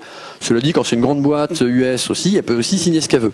Donc, le monde des autorités de certification, c'est bien pour tout le monde, mais si vous êtes un petit peu pointilleux, c'est pas parfait, loin de là. Il y a d'autres attaques qui ont été faites sur SSL et TLS, c'est tout simplement l'affaiblissement. Dans certaines mesures, au début, dans SSL, on pouvait par exemple négocier un chiffrement qui était ce qu'on appelle null. Ça veut dire pas de chiffrement. Donc en gros, le TCP-dump, il nous aurait montré get, form, post, Benjamin, coin. Et on pouvait, en se mettant au milieu, négocier des deux côtés le chiffrement. Parce que c'est le serveur qui décide, donc en faisant se passer pour le serveur, on négocie, auprès du client, on négocie un chiffrement null. À partir de là, le client il envoie à votre man in the middle des données en clair, etc. Donc les fameuses différentes possibilités d'attaquer la sécurité au niveau logiciel, c'est affaiblir les protocoles, passer vers des protocoles plus faibles ou des clés plus petites, trouer, c'est-à-dire mettre une backdoor dans le logiciel, soit avec l'aval, soit sans l'aval de l'éditeur, mais pour qu'on puisse prendre le contrôle au bout de l'autre côté, quoi. Divulguer les clés. Typiquement, si votre clé privée est compromise, n'importe qui peut déchiffrer ce qui se passe entre vous et vos clients. Voire choisir les ellipses. Aujourd'hui, on utilise d'autres algorithmes de chiffrement qu'on appelle les elliptic curves, qui ne sont pas basés sur des paires de clés publiques-privées basées sur des nombres premiers, mais sur des équations polynomiales de courbe elliptique. La tête de l'ellipse qu'on utilise la plus couramment aujourd'hui dans le monde des courbes elliptiques a été choisie par le NIST, qui est une émanation du gouvernement US et de la NSA, qui est de très bons conseils pour tout un tas de trucs crypto, où ils ont fait des choses vraiment intéressantes au niveau de la normalisation. Mais c'est eux aussi qui ont décidé de cette ellipse, majoritairement utilisée. On ne sait pas si elle n'a pas des possibilités d'exploitation mathématique connues de seuls qui feraient qu'ils auraient cet avantage concurrentiel dans le temps. Donc c'est vraiment tout un tas de possibilités selon où on place son niveau de paranoïa. Et il y a tout simplement la fameuse phrase, ce qu'on appelle l'out of bounds, c'est-à-dire des fois, au lieu d'attaquer SSL-TLS, parce que c'est quand même bien écrit, on attaque ailleurs. Et pour ceux qui n'ont pas entendu la phrase de... vous êtes au courant de l'affaire Snowden, ce contractant de la NSA, ce contractant de la NSA qui a divulgué plein de trucs. Moi, il y a une citation que j'ai retenue de lui, et j'arrêtais pas de la répéter, puis il y a 4-5 jours, il y a Bruce Schneier, qui est un expert mondialement connu en sécurité, qui l'a mise dans son blog en majuscule en disant « On a appris une chose de l'affaire Snowden ». On a appris plein de choses intéressantes qui font faire beaucoup de papier, mais il y a une chose extrêmement intéressante qu'on a apprise, et je vous invite à le noter dans votre cerveau au burin. Encryption works. Properly implemented strong crypto systems are one of the few things that you can rely on. La crypto, ça marche. De la crypto lourde, avec des grosses clés et proprement mise en œuvre, c'est une des rares choses sur lesquelles on peut compter aujourd'hui. Et que quelqu'un de l'intérieur nous dise ça, c'est une véritable révélation. Il y avait des vrais doutes sur certains algos. C'est intéressant de nous dire ça. But, unfortunately, endpoint security is so terrifically weak that NSA can frequently find ways around it. Le problème, c'est que ce qu'il y a à chaque bout, le serveur ou le client, ma machine sur laquelle il tourne un nombre incalculable de logiciels que j'ai jamais eu le temps d'aller vérifier, et encore c'est un système entièrement libre, est tellement potentiellement trouvable que plutôt que d'attaquer le protocole au milieu qui fait de la crypto lourde, ils vont sur le serveur ou sur le client, et là comme ils sont à l'autre bout du tunnel, et ils ont les données en clair. Donc ça, c'est vraiment à retenir et à pas oublier. Alors, on va aller dans les trucs un petit peu plus. Si vous n'avez pas lâché, ça va être le moment. Alors, dans TLS, je vous parle. On va les prendre un peu dans le désordre. OCSP, c'est le fameux protocole dont je vous parlais tout à l'heure. Online Certificate Verification, un truc comme ça, qui est un protocole basé sur HTTP qui permet aux autorités de certification de retourner à un navigateur la CRL qui dit oui, le certificat que tu me demandes est valide ou n'est pas valide. En fait, le client envoie tout simplement un numéro de série de certificat et l'autorité répond en le signant oui, celui-là, il est encore bon. C'est pas mal, ça permet de vérifier les certificats à la volée, donc en temps réel, mais c'est aussi une petite fuite en termes de confidentialité parce que l'autorité sait à peu près qui va sur ce site web-là, même s'il ne le vérifie pas tout le temps, c'est quand même une info. Je passe les trucs faciles tout de suite. Les certificats clients, ça je peux vous le montrer sur mon Thunderbird. Alors, avancer, certificat, donc vous voulez Your Certificates. Et là on voit que j'ai par exemple un certificat pour benjamin@octopus.fr et on voit ça ressemble comme deux gouttes d'eau, c'est Startcom. Si j'envoie un mail avec cette signature numérique là associée, n'importe qui peut vérifier que c'est moi, même s'il ne m'a jamais vu. Même si indirectement on ne s'est jamais vu, ce que PGP ne permet pas. Mais à l'inverse, comme on l'a vu tout à l'heure, les autorités de certification sont tellement punzées que ça vaut ce que ça vaut. Pour la petite histoire, j'ai pas d'accord de confidentialité donc je peux vous le dire. Les banques, il y a des banques qui ont essayé d'utiliser ça, je sais qu'il y en a qui ont abandonné. Et aujourd'hui, Visa par exemple utilise PGP. Ils n'utilisent pas SMIM.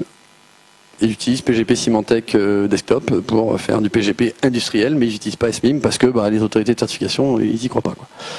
Des fameux certificats EV donc, dont on parlait tout à l'heure. Alors là, on peut prendre mon Chrome qui n'a pas besoin de certificat.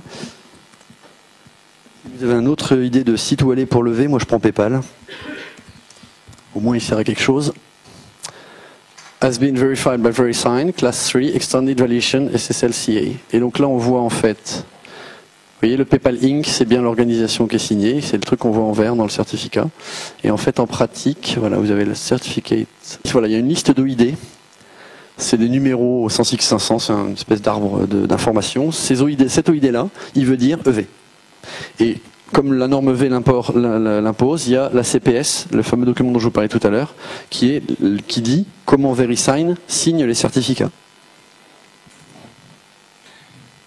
Voilà. Et là, on a Symantec, le nouveau nom de VeriSign, et on voit, là, vous voyez, la CPS, on peut la télécharger en PDF. Voilà, donc ça c'est encore des démos. Alors, les trucs simples, qu'est-ce qui reste? Subject altnames et wildcards. Alors, un certificat, ça signe un nom. Ce qu'on appelle un nom FQDN, un nom Fully Qualified Domain Name, c'est-à-dire un nom complet. brassins.héberge.info, c'est un nom complet. Mon certificat, moi, vous l'avez vu tout à l'heure, c'est étoile.héberge.info. Ça, c'est ce qu'on appelle un wildcard. Ça veut dire, c'est un joker, ça veut dire que n'importe quoi.héberge.info sera valide si je présente ce certificat-là. Attention, pour les professionnels, sachez que ça ne marche que pour un nom.héberge.info. Si je fais www.brassins.héberge.info, ça ne marche plus. Parce qu'il y a deux éléments, deux suffixes, deux préfixes. www.brassins.héberge.info. Pour que j'ai un certificat valide, il faudrait que j'ai étoile.brassins.héberge.info ou étoile.étoile.héberge.info. Que étoile.étoile, ça n'existe pas en pratique. Donc il faudrait que j'ai étoile.brassins.héberge.info. Donc ça marche qu'un niveau en dessous, ok, au niveau DNS. Je me suis fait avoir une fois pour le quadpad de l'Etherpad de la Quadrature du Net et on s'est retrouvé avec des certificats invalides parce qu'on avait deux noms en dessous de quadpad.qdn.fr. Donc les wildcards. Les subject alt names, alors là j'ai un exemple d'un client à moi qui s'appelle My Little Paris. Le navigateur il a pas râlé, pourtant c'est Merci Alfred, le nom du .com, le nom de domaine. C'est drôle, hein. Alors il a pas râlé parce qu'en fait c'est pas que Merci Alfred. Et là, on va voir. Il y a un nom. Parce qu'en fait, la première norme X509, elle dit, pour les certificats, il dit il y a un nom. Point. Donc il en met un, en vrai. Mais en vrai, il y a subject. Je l'avais dit, il s'appelle subject alt name. Il est où? Ah bah, il y en a dedans du monde.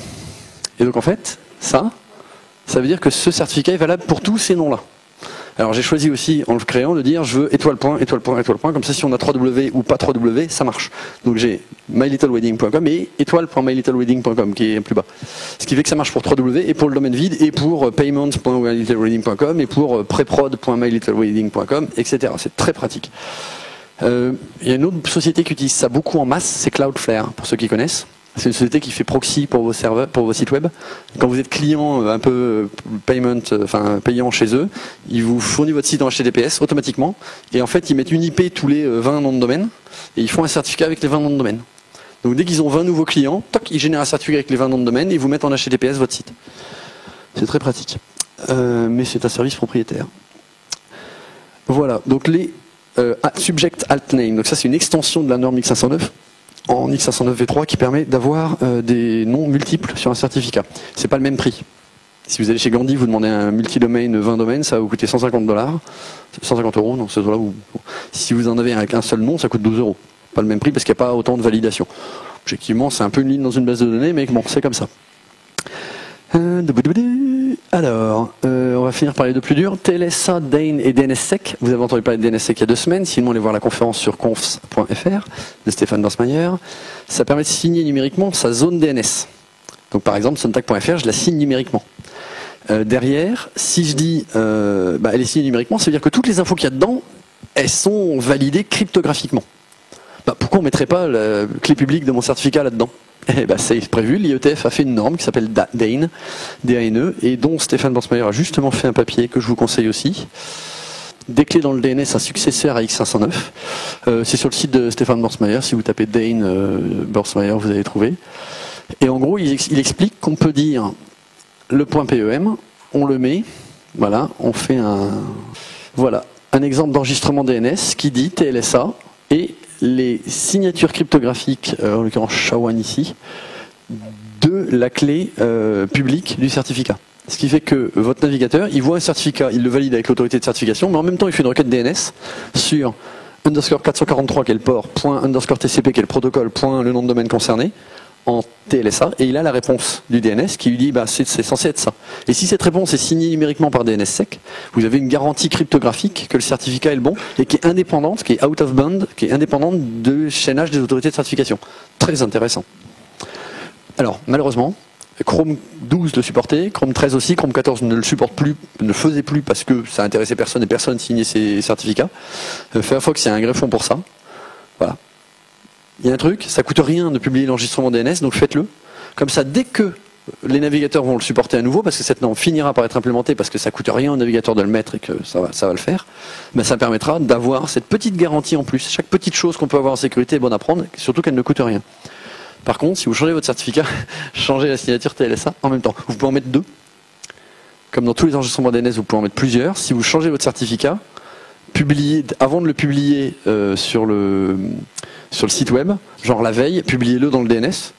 Comme ça, le jour où vous mettez votre serveur web en prod avec cette clé, elle sera déjà bien dans les caches de tout le monde, prête à fonctionner. Enfin, pas dans les caches, mais le cache ne contiendra pas cette information et sera mis à jour au moment voulu. Donc voilà, TLSA DAIN, une autre partie de la norme SSL TLS. Comme vous voyez, c'est très vaste comme domaine. Et là, on va attaquer les deux gros bouts. Perfect, avec des gros guillemets, Forward Secrecy. PFS. Savoir une chose, c'est que quand on négocie l'échange TLS, ce qui se passe, c'est qu'il y a cette fameux échange de clés temporaires. Aujourd'hui, quand on fait du RSA tout simple, la clé temporaire est basée sur la clé RSA du serveur, la clé publique. Ce qui fait que si plus tard, si j'écoute le flux, moi le méchant hacker, pirate, si j'écoute le flux, je vais avoir des données chiffrées, mais c'est pas grave, je les conserve. Puis mettons que 2 ans après, j'ai attaqué votre serveur et je suis rentré sur le serveur et j'ai la clé privée. Et ben j'ai la clé RSA privée, donc je vais pouvoir déterminer sans trop de difficulté la clé temporaire parce qu'elle est déterminée d'après la clé RSA privée. Et donc là, j'ai une sécurité dans le futur, à l'avenir, qui n'est pas garantie. Parce que ça veut dire que si aujourd'hui quelqu'un écoute ce qu'il voit, si demain il a la clé, il pourra écouter ce qui s'est passé ou ce qui s'est dit aujourd'hui, en clair. Donc c'est pas cool. Donc on a eu l'idée dans TLS d'utiliser des algorithmes de négociation de clés qui permettent à deux extrémités, sans avoir besoin de s'échanger en préalable des informations, aux clients et au serveur, d'échanger des informations, d'échanger cette clé en fait, de générer cette clé sans avoir besoin de connaître, sans avoir besoin de se baser sur quelque chose de commun, en l'occurrence la clé RSA publique. Et surtout, en faisant de telle sorte que si quelqu'un écoute entre deux, il ne puisse pas déterminer cette clé. Et je vais vous donner un exemple, c'est ce qu'on appelle Diffie-Hellman. Je vous invite à aller voir la page Wikipédia, j'ai pompé honteusement, donc en Creative Commons by SA, le diagramme de la page Wikipédia tellement il est beau. J'ai juste inversé au niveau des couleurs, donc c'est moins bon, mais bon, faites attention si vous êtes daltonien, toutes les couleurs sont différentes quasiment. Mettons qu'on démarre avec chacun une couleur connue l'un de l'autre. Mettons la clé publique RSA ou une chose comme ça. Chacun dans son coin, on mélange. En vrai, ils font ça avec des calculs mathématiques sur des ellipses ou des choses comme ça. Mais là, on va le faire avec des couleurs. On va partir du postulat suivant, c'est que séparer des couleurs, c'est dur. Si je vous dis vert, vous pouvez pas forcément facilement savoir que c'est. Si je vous dis un vert précis, savoir que c'est ce bleu précis et ce jaune précis. Ça, c'est douloureux. Par contre, si moi je prends le bleu précis, le jaune précis, que je le mélange, c'est facile, ça donne le vert précis. Donc, Alice et Bob ont une couleur connue de deux, qui est publique, peu importe. C'est quasiment une clé publique. Ils ajoutent chacun une couleur secrète. Alice, c'est un bleu ciel, Bob, c'est un rouge magenta. On obtient chacun une couleur bizarre. Cette couleur bizarre, il se la passe publiquement. Donc ça, le mec qui écoute entre deux, vous voyez, le fil, il voit le fil passer, il voit le bleu et il voit le marron. C'est pas grave. Ça lui permet pas de savoir quelle était la secrète couleur. Parce qu'il y a un mélange déjà avec le bleu d'origine. Assume the mixture separation is expensive. C'est ce que je vous disais tout à l'heure. On part du principe que séparer les couleurs, on sait pas faire. Mathématiquement, il y a des échanges, des algorithmes qui permettent ça. Chacun rajoute sa couleur secrète à la couleur qu'il a reçue de l'autre. Moralité, quand on mélange 3 couleurs, le bleu ciel et le rouge, on obtiendra la même couleur de chaque côté. Et donc c'est très très bon algorithmiquement ça. Ça veut dire qu'en échangeant des choses publiquement, je te donne un truc, tu me donnes un truc, et en ayant chacun un petit secret qu'on a gardé secret temporairement, on n'a pas besoin de le garder, enfin on l'oublie une fois qu'on a fini la session SSL, ce secret-là c'est pas comme une clé RSA qu'il faut garder toute sa vie voilà, de serveur secrète. C'est un secret temporaire. Et comme il est détruit juste peu après, quand on a fini de parler HTTPS, bah plus tard, la personne qui a écouté entre deux, elle n'a plus les secret callers. Donc elle ne peut pas déchiffrer la connexion, jamais. C'est pour ça qu'on appelle ça la perfect, tout théorique, parce que si on arrive à séparer les couleurs, bah, vous êtes mal, forward secrecy, c'est-à-dire le secret à l'avenir relativement garanti. Il y a aussi une très bonne page Wikipédia là-dessus, je vais même la montrer tellement elle est bonne, parce qu'il y a un terme de traduction que j'ai oublié. C'est la confidentialité persistante. Voilà. Je trouve ça pas terrible, mais j'ai pas mieux. À nouveau, je vous invite à contribuer, parce qu'il y a beaucoup plus d'infos dans les versions en anglais de Wikipédia. Et donc, ce qu'on disait tout à l'heure sur SSL Lab, c'est qu'en fait, il voyait Forward Secrecy Yes, parce qu'en fait, dans les algos que je négocie, eh ben, je mets d'abord des algorithmes qui permettent la Forward Secrecy. Alors en vrai, c'est le client. Alors, savoir quand TLS SSL, le client dit, moi je sais faire du ECDHE, du DHE, du RSA, du AES 256, du AES 128, du CBC, du GCM, du SHA 384 et du SHA 512. Et c'est le serveur qui lui dit, bon d'accord, t'es gentil de savoir faire tout ça, mais moi je vais t'en demander un précisément. Et le serveur, lui, il a sa liste dans un ordre donné, et on peut lui dire au serveur de suivre cet ordre ou pas. Et on verra tout à l'heure dans les confs qu'il faut absolument dire au serveur de suivre cet ordre, parce que sinon il va prendre un truc au hasard, ou le premier que le client lui a dit qu'il sait faire, et ce ne sera pas forcément le bon. Alors que si on dit au serveur, prends le meilleur, voire le moins meilleur, voire le moins meilleur, voire le moins bon, voire le pire, et pas pire que le pire, tu t'interdis, il prendra le meilleur. Et donc c'est là où on voit qu'en ayant un serveur bien configuré dans le bon ordre, il va négocier du ECDHE, qui est une version enhanced des elliptic curves, ou du DHE, qui est une version un peu plus dispendieuse en temps de calcul. Et donc tous ces ECDHE ou DHE, c'est des échanges de Diffie-Hellman. C'est donc un système où la clé ne dépend pas de la clé RSA, la clé temporaire, et qu'elle est, dès que la session SSL sera terminée, sera jetée. Et donc on n'aura plus moyen de savoir, même en ayant la clé privée du serveur, qu'est-ce qui a été échangé entre le client et le serveur. Et donc voilà, on voit ces ECDHE partout. Alors justement, c'est le dernier point qui me reste dans les trucs assez évolués. Eh bien, cette histoire de négociation, comme je vous disais, le choix des algorithmes de chiffrement, c'est crucial dans le SSL TLS aujourd'hui. C'est le serveur qui en est chargé, donc si vous êtes responsable d'un serveur, c'est votre boulot. Et donc, on voit qu'en fait, vous avez vu tout à l'heure dans la liste, il y a 5 parties. En fait, comme on l'a vu dans l'échange TLS, on va prendre le laser, c'est plus simple. On génère une clé temporaire. Qui gêne? Pourquoi j'ai mis RSA là? Ah oui, RSA permet de générer la clé temporaire. Mais on peut faire du DHE ou de l'ECDHE. Et donc à choisir, on fait de l'ECDHE qui est du Diffie-Hellman peu coûteux, ou du DHE qui est du Diffie-Hellman coûteux, ou bah tant pis, si on ne sait pas, on fait du RSA et c'est pas Perfect Forward Secrecy. Ça c'est pour la génération de la clé de chiffrement symétrique. Asymétrique, pour échanger cette clé avec le certificat et compagnie, on peut faire du RSA. Comme je vous disais tout à l'heure, on peut faire du DSA qui est la version patent-free de RSA. Il y en a d'autres, mais on a notamment aujourd'hui, on peut faire des algorithmes en courbe elliptique. Il y a des autorités de certification. Si vous regardez le document que je vous ai montré tout à l'heure sur les 1800 autorités qui est sorti aujourd'hui, il y a des autorités de certification qui permettent de faire des certificats basés sur des clés publiques et privées en courbe elliptique. Elles sont très peu utilisées aujourd'hui, c'est 99,99% du RSA. Ça c'est pour l'échange de cette clé grâce à le chiffrement asymétrique. Ensuite, on fait du chiffrement symétrique sur la base de cette clé temporaire. Il y a de l'AES. AES, ça veut dire Advanced Encryption Standard. J'ai oublié son nom de baptême, mais à l'origine, c'est deux Belges qui avaient fait partie du concours organisé par le NIST pour déterminer le nouvel algo de l'avenir. Et c'est eux qui ont gagné. Et donc, c'est celui-là qui a donné son nom à AES. 128 bits ou 256 bits. Aujourd'hui, on recommande vraiment 256 bits parce que ça coûte pas beaucoup plus cher. Et il y a même des processeurs, comme les Intel modernes, qui ont ce qu'on appelle les instructions NI, si je dis AES-NI, qui sont des instructions spécifiques au processeur pour dire en gros, tiens, voilà un paquet de données, chiffre-moi ça avec telle clé et tel vecteur d'initialisation en AES 256. Et tac, qui vous sort les données chiffrées faites en matériel, donc ça va très très vite. Camellia, qui est un algo de chiffrement japonais, qui a perdu au NIST, mais qui est bien, qui a une bonne réputation aussi, que pas mal de serveurs proposent. 3DES, qui est une version, je le fais 3 fois de DES, qui est un vieil algorithme inventé par IBM, qui fonctionnait sur des clés de 56 bits. Donc en le faisant 3 fois, on a un petit peu plus que 56 bits, mais bon, c'est un peu deprecated. Le SSL Lab recommande dès aujourd'hui, parce qu'on en a d'autres, de ne plus l'utiliser. Et aussi RC4, qu'on recommande très vivement de ne plus utiliser. Alors le problème de ces algos symétriques, c'est que si on chiffre, il chiffre un petit bloc de données, genre 256 bits. Quand j'ai plusieurs kilos à chiffrer, si on le chiffre bêtement, on va le chiffrer toujours avec la même clé. Et si on chiffre 2 fois le même paquet, avec la même clé, on obtiendra le même paquet chiffré. Et donc ça permet de remonter éventuellement. Si on connaît un paquet en clair, on peut remonter, donc c'est bon. Donc pour ça, on est obligé d'utiliser un autre algorithme qu'on appelle l'algorithme de chaînage, qui dit en gros, pour chiffrer le paquet suivant, tu prends le précédent comme truc qui va perturber la clé initiale, qui fait que pour le même paquet de données en clair qu'on va chiffrer, on ne va pas obtenir le même paquet de données chiffré.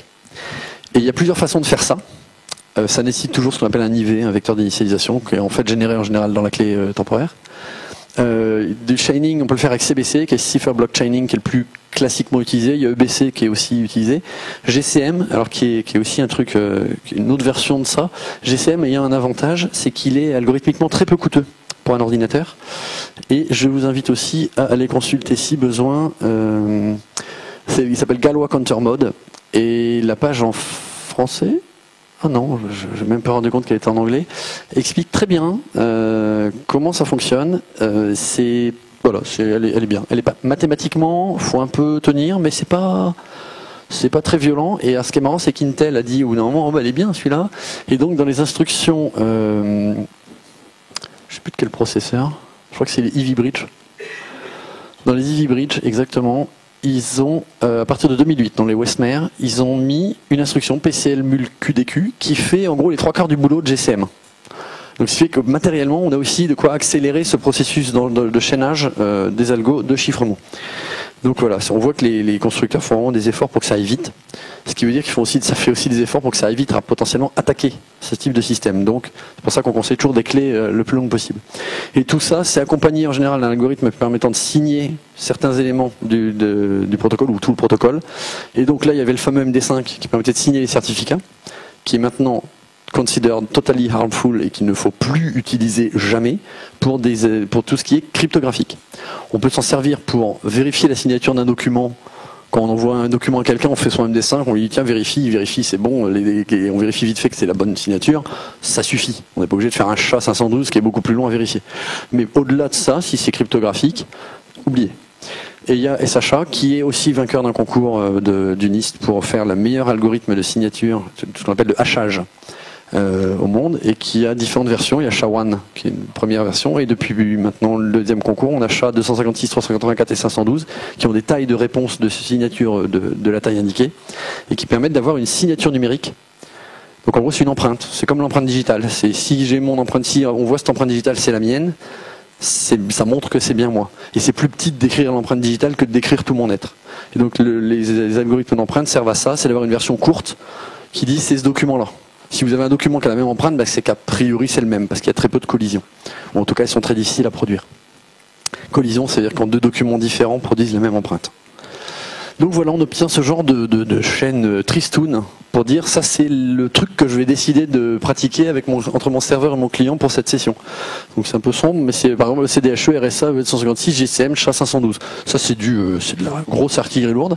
Ou alors DES, CBC, SHA. Alors DES 56 bits, CBC, bon ça va, t'en fous, de toute façon t'es en 56 bits, et SHA qui est pas mal, mais bon, de toute façon t'es en 56 bits, donc c'est faible. Ça normalement un navigateur aujourd'hui refuse. Les navigateurs modernes, ça ils veulent plus. IE6, il veut bien. C'est pas moderne. Voilà, donc ça, là il y a du boulot. Et alors, il y a du boulot, et donc, on va voir en vrai comment ça marche. Allons-y. Ça, ce sera en ligne, donc si ça vous intéresse, on ira. J'en ai perdu. Alors, non mais c'est normal. Là on est vraiment dans les trucs geeks. Allons-y. C'est pas trop sombre. Bon, au pire, ce sera en ligne aussi. Je vais vous montrer un peu différentes confs pour les différents logiciels, ça va très très vite, comme ça après on passera aux questions. Apache, le serveur web le plus connu. Alors pour faire du Perfect Forward Secrecy, il faut la version 2.4. En dessous, ça n'existe pas, Apache ne sait pas ce que c'est que CDHE ou DHE. Si vous avez une Debian, je vous plains, enfin je me plains, parce que dans la dernière Debian, il n'y a pas Apache 2.2, 2.4, il n'y a que Apache 2.2. Typiquement on lui dit voilà, document de route, mon serveur il est à var3w, il écoute sur le port 443, ce qu'on voit au-dessus. Et là on a 3 lignes. SSL Certificate File, c'est le fichier certificat. SSL Certificate Chain File, c'est le certificat chaîné. Apache, il va juste les fournir bout à bout au client. Et SSL Certificate Key File, c'est le fameux fichier clé que si vous avez laissé un mot de passe dessus, quand vous avez démarré Apache, il va vous demander le mot de passe, comme tous les logiciels. Donc ne mettez pas de mot de passe. On lui dit juste que l'engine SSL est on, il faut lui dire ça. Et là on voit, en plus du Cipher Suite, qui est la liste des algorithmes de chiffrement que j'autorise dans un certain ordre. Oui, c'est long comme le bras, je l'ai commenté avec un dièse, parce qu'en fait, c'est pas celle-là que j'ai, c'est celle qui est en dessous, qui est un condensat, et on va voir en quoi c'est une factorisation de tout ça. Je lui dis voilà les protocoles, je veux bien que tu fasses du TLS 1.2, préférablement, ou du TLS 1.1 ou du TLS 1. Je veux pas entendre parler d'SSL V3 et SSL V2 qui sont aujourd'hui considérés comme deprecated, c'est-à-dire obsolètes. On n'est pas aujourd'hui, si vous avez un serveur, ça sert à rien de mettre SSL V2, V3. V2 c'est dangereux, V3 c'est pas dangereux, mais on considère que c'est plus nécessaire de le mettre, il y a mieux. Si vous avez un serveur de mail, laissez SSL V3. Pourquoi? Parce que vous êtes serveur de mail, mais en SMTP, vous êtes aussi client de mail. C'est-à-dire que vous allez vous connecter à un serveur de mail quand vous envoyez un mail. Vous, serveur de mail, vous allez être client. Et si vous êtes client, vous avez donc besoin de pouvoir négocier potentiellement plus bas avec le serveur. Donc ça sera un truc auquel il faudra faire attention pour certains protocoles.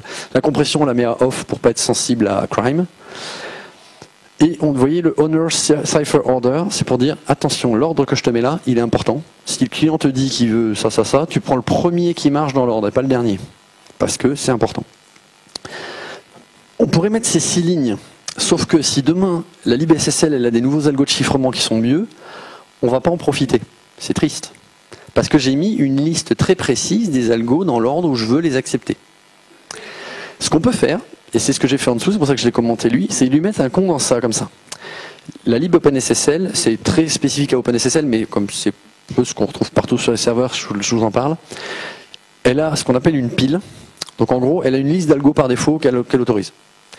Et dans cette chaîne de caractères, on peut lui dire remplace-moi ça par ma liste à moi qui est longue comme le bras, ou par ce condensat. Et ce condensat, il y a des mots-clés qui veulent dire les algos qui ressemblent à ça. Et donc typiquement, je lui dis all, ça veut dire accepte tout. Et en dessous, je lui donne des trucs. Je lui dis, en gros, à chaque fois qu'on met un plus, ça veut dire ajoute-le comme à la fin de la liste des trucs autorisés. Et si on lui met un moins, ça veut dire enlève-le, mais j'ai le droit de le remettre plus tard.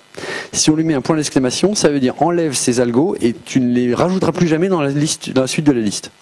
Et à partir de là, si vous réfléchissez un peu, on peut se faire une liste à la fin d'algo, pas en disant RSA, DSA, mais en disant les trucs forts, les trucs faibles, les bons, les pas bons, ceux qu'on a le droit d'exporter selon les lois américaines ou ceux qu'on n'a pas le droit d'exporter, etc.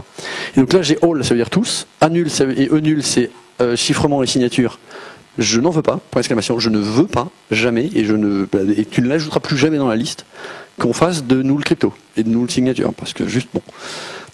Low, je ne veux pas les algorithmes bas, DES, 56 bits, ces trucs-là, je ne veux pas en entendre parler. Ce qui fait que si plus tard l'IBSSL sait parler d'autres algos faibles, il ne va pas les autoriser pour autant.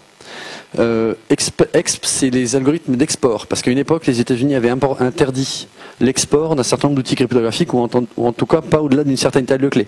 Donc là, il dit, non, je ne veux pas en entendre parler non plus, parce que c'est juste pas fiable. RC4, qui est le truc pour lequel l'attaque crime tape. Donc on refuse RC4. On refuse 3DES parce qu'il a beau faire 3 fois du DES, il est tout pourri. Et après, plus high et plus medium, ça veut dire que tu mets dans la liste les algos que SSL considère comme high, c'est-à-dire la dernière version de la lib que vous avez là. Si elle dit que cet algo-là, il est bon, il sera dans high. S'il est moins bon, mais pas pire, il sera dans medium. Ce qui veut dire que si demain je mets à jour ma lib SSL, mais pas mon Apache, ou pas mon serveur, et que je redémarre, il va profiter potentiellement de nouveaux algos, et j'aurai pas besoin de lui dire ici. Et donc je suis pas obligé de reconfigurer. Donc ça c'est pas mal. Il va passer dans la moulinette point d'exclamation low. Si tu mets à jour ta lib SSL. Very important. Donc voilà, ça c'est crucial et on le retrouve à chaque fois dans tous les logiciels. Vous faites man, la postfix man de TLS, vous faiite celle de l'IT, vous faites celle de tous vos logiciels. Elles ont toutes cette liste d'algo de chiffrement et elles ont toutes des valeurs par défaut. En dessous, j'en ai mis un dernier qui est header. C'est pas du tout rapport avec SSL TLS. C'est une extension à la norme HTTPS qui dit si vous êtes un serveur HTTPS, vous pouvez dire au client que ce site doit être accessible en HTTPS, enfin doit être accédé en HTTPS et qu'il ne doit pas y accéder autrement qu'en HTTPS. Et si vous dites ça, tous les navigateurs aujourd'hui vont dire ah d'accord. Et à partir de là, si vous mettez http www.monsite, il va dire ok HTTPS. Il va l'ajouter pour vous. Même si vous ne mettez pas HTTP, ce que souvent on fait, on met je sais pas google.fr. Si Google met strict transport security, votre navigateur il va faire https google.fr. Donc ça c'est très pratique. Si vous avez un site qui est accessible en HTTP et en HTTPS, mettez cette en tête et on peut dire pendant combien de temps c'est valable. Ce qui fait que le navigateur s'en souvient, il ne va plus accéder du tout en HTTP tant que ce temps ne sera pas expiré. Ça n'a rien à voir avec SSL au sens technique, mais c'est pour sécuriser un peu tout ça. Nginx fonctionne un peu pareil. Donc on lui dit listen 443 pour dire bah, c'est un serveur HTTPS sur le port standard. On a SSL on qui est au lieu de SSL engine. On a le certificate qui est en fait le CRT plus le chain. On a SSL certificate key qui est la clé. Le timeout de session, vous voyez, là je vous montre des paramètres un peu détaillés. C'est pendant combien de temps il peut se souvenir de la clé temporaire échangée entre vous et lui pour éviter de la régénérer tout le temps. Prefer server ciphers on, ça c'est pour dire je veux que le serveur impose au client cet ordre-là. Et on retrouve l'ordre de tout à l'heure. Les protocoles, TLS V1, V1, V2, Header Strict Transport Security, celui-là on le connaît. Add SSL DH param. Alors ça, c'est intéressant. C'est parce qu'en fait, en Diffie-Hellman, l'algorithme Diffie-Hellman fait qu'on a besoin d'avoir une espèce de couleur de départ sur lequel on se base et qui doit avoir certaines propriétés mathématiques. Et donc en fait, on peut demander à OpenSSL, grâce à la ligne de commande qui est en dessous, de faire un paramètre de Diffie-Hellman en 1024 bits ou en 2048 bits. Il y a 3 versions, 768, 1024, 2048. La 768 est considérée comme faible. 1024, 2048, ça coûte pas très cher de faire une 2048, il faut être un peu patient. Une fois que vous l'avez, vous la gardez, vous l'utilisez des années, ça marche très bien. C'est votre petite couleur bleue tout en haut. Donc là, on lui donne le fichier pour qu'il puisse négocier dans les algos du ECDHE ou du DHE. Il en aura besoin.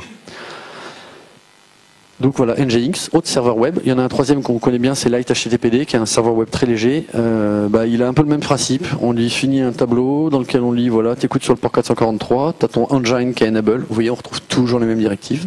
Donc vous regardez la doc de votre logiciel, vous allez retrouver toujours ces directives-là. Le PEM file, alors c'est traître. PEM, c'est le format d'encodage base 64 des certificats. C'est pourri comme nom, mais bon, ils ont choisi ça. Donc PEM file, c'est j'ai plus de laser, c'est le certificat.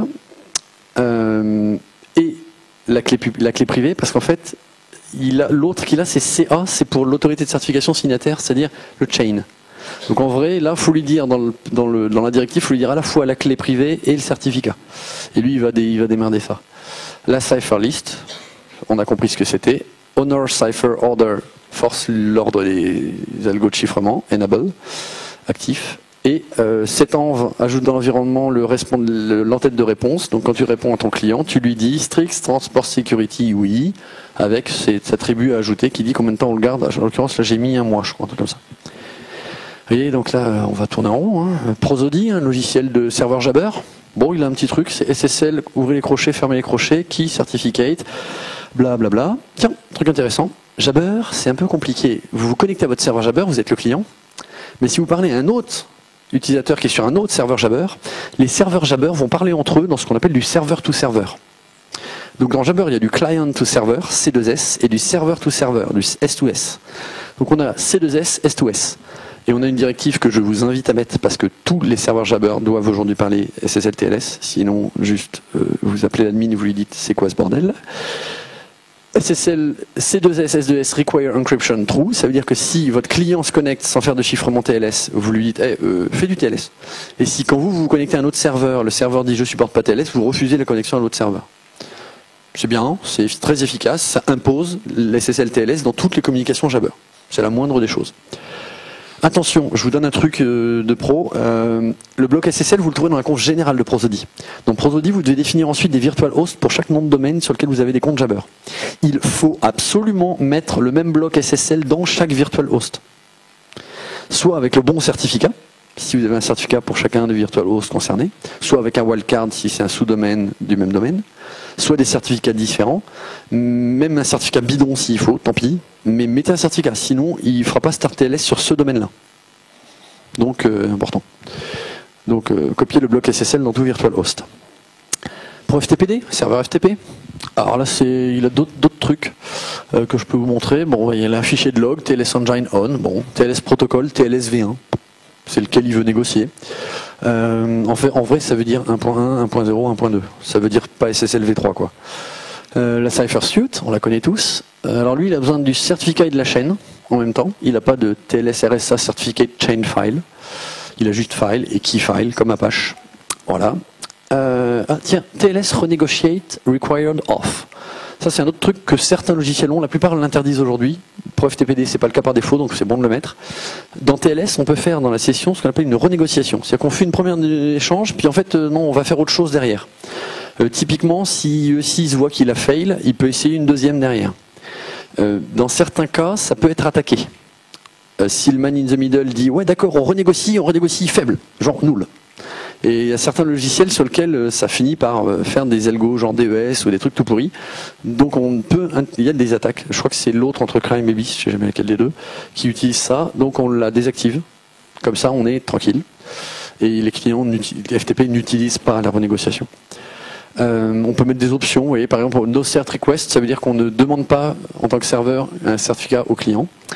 Enable Jax, c'est parce que je veux des logs verbeux. Et non-session reuse required, ça veut dire qu'on n'oblige pas au client. Si le client veut revenir plus tard avec et renégocier une autre clé temporaire, on veut bien.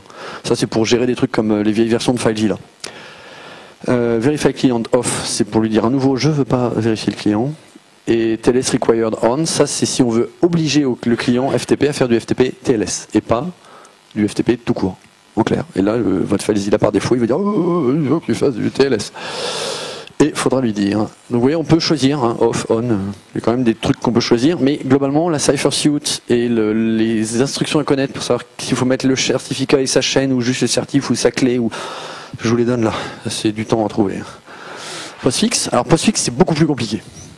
Pour une raison toute simple, je vous l'ai dit tout à l'heure, c'est que c'est un serveur de mail. Il est SMTP serveur quand vous envoyez un mail au Postfix, il est SMTP client quand c'est lui qui envoie un mail à quelqu'un d'autre. Parce qu'en fait, le mail, c'est un peu comme le Jabber, il y a du serveur to serveur. J'ai mon mail qui est chez Brassens, j'ai un mail à vous envoyer à vous qui êtes chez, je sais pas moi, toi tu es chez cyphercat.eu, c'est Skyne, j'envoie un mail à Skyne, moi je l'envoie à travers Brassens. Puis moi je dis, c'est Brassens en gros, c'est mon SMTP relais, c'est lui qui va se démerder pour l'envoyer. Lui, il va se connecter au SMTP de Cyphercat. Donc le client SMTP Brassens va se connecter au serveur SMTP Cyphercat. Et donc, on a un client, on a un serveur. Le même logiciel fait les deux extrémités. Donc, dans Postfix, on a des SMTPD underscore TLS underscore blablabla et des SMTP client underscore TLS underscore bliblibli. Deux blocs. L'avantage, c'est qu'on peut faire des macros dans Postfix. Donc, on peut dire celle-là, c'est la même que l'autre. Donc, pour toutes les directives SMTP, je lui dis, tu prends la même en SMTPD. Comme ça, on le définit une fois tout en haut. Et donc, je définis ici le bloc. On a le cert file qui est le certificat. Si vous avez des certificats DSA, parce qu'à une époque on mélangeait RSA, DSA, on lui dit DCERT, donc je lui dis que c'est le même que CERT. La clé, la D-key, c'est la même que key. Le CA file, alors ça c'est utile si votre serveur demande l'identification au client. Là c'est le cas, parce que si le serveur demande l'identification au client, c'est quand il discute entre serveur et client, c'est bien que l'un dise qui il est à l'autre. Donc c'est pratique d'avoir la liste des autorités de certification dans Postfix. Et dans l'autre sens, pour le serveur, pour le client, pour le coup, c'est nécessaire parce qu'il veut identifier le serveur qui se connecte chez lui avec sa CA. Quoi d'autre? Alors les ciphers chez Postfix, les emmerdeurs, ils font pas comme les autres. Et donc ils ont leur façon de factoriser. Et en gros, comme en plus les serveurs de mail, c'est souvent des vieilles machines, c'est rare qu'ils sachent faire les algos très puissants. Donc en général, on conseille d'accepter d'avoir des algos un peu moins bons. C'est bon, tant pis. En attendant mieux. et le fameux DH2048 de tout à l'heure qui permet d'avoir un paramètre de Diffie-Hellman. UseTLS pour dire quand tu es serveur SMTP annonce que tu sais faire du TLS, et on a le UseTLS pour le client, genre si tu es client et que tu vois que le serveur sait faire, fais-le. C'est important, c'est très important. Dans le mail, aujourd'hui, vous avez tous entendu le fait que le mail c'est un petit peu écouté, c'est de la correspondance privée mais c'est beaucoup écouté. Vous avez le client qui se connecte à son relais, client-serveur, SMTP. Serveur SMTP en tant que client qui se connecte au serveur SMTP du destinataire. Serveur SMTP du destinataire qui stocke ça et qui après met à disposition en POP ou en IMAP au destinataire. Donc il y a client, expéditeur, serveur de l'expéditeur, serveur du destinataire, destinataire. Si vous faites du PGP, c'est ce qu'on appelle du chiffrement end-to-end. Je chiffre avant le départ, ça part, ça fait tout le chemin, peu importe par où ça passe, de toute façon c'est chiffré, ça arrive à l'arrivée, on déchiffre. Sauf que, si quelqu'un écoute entre deux, il voit un message chiffré, mais de A destiné à B.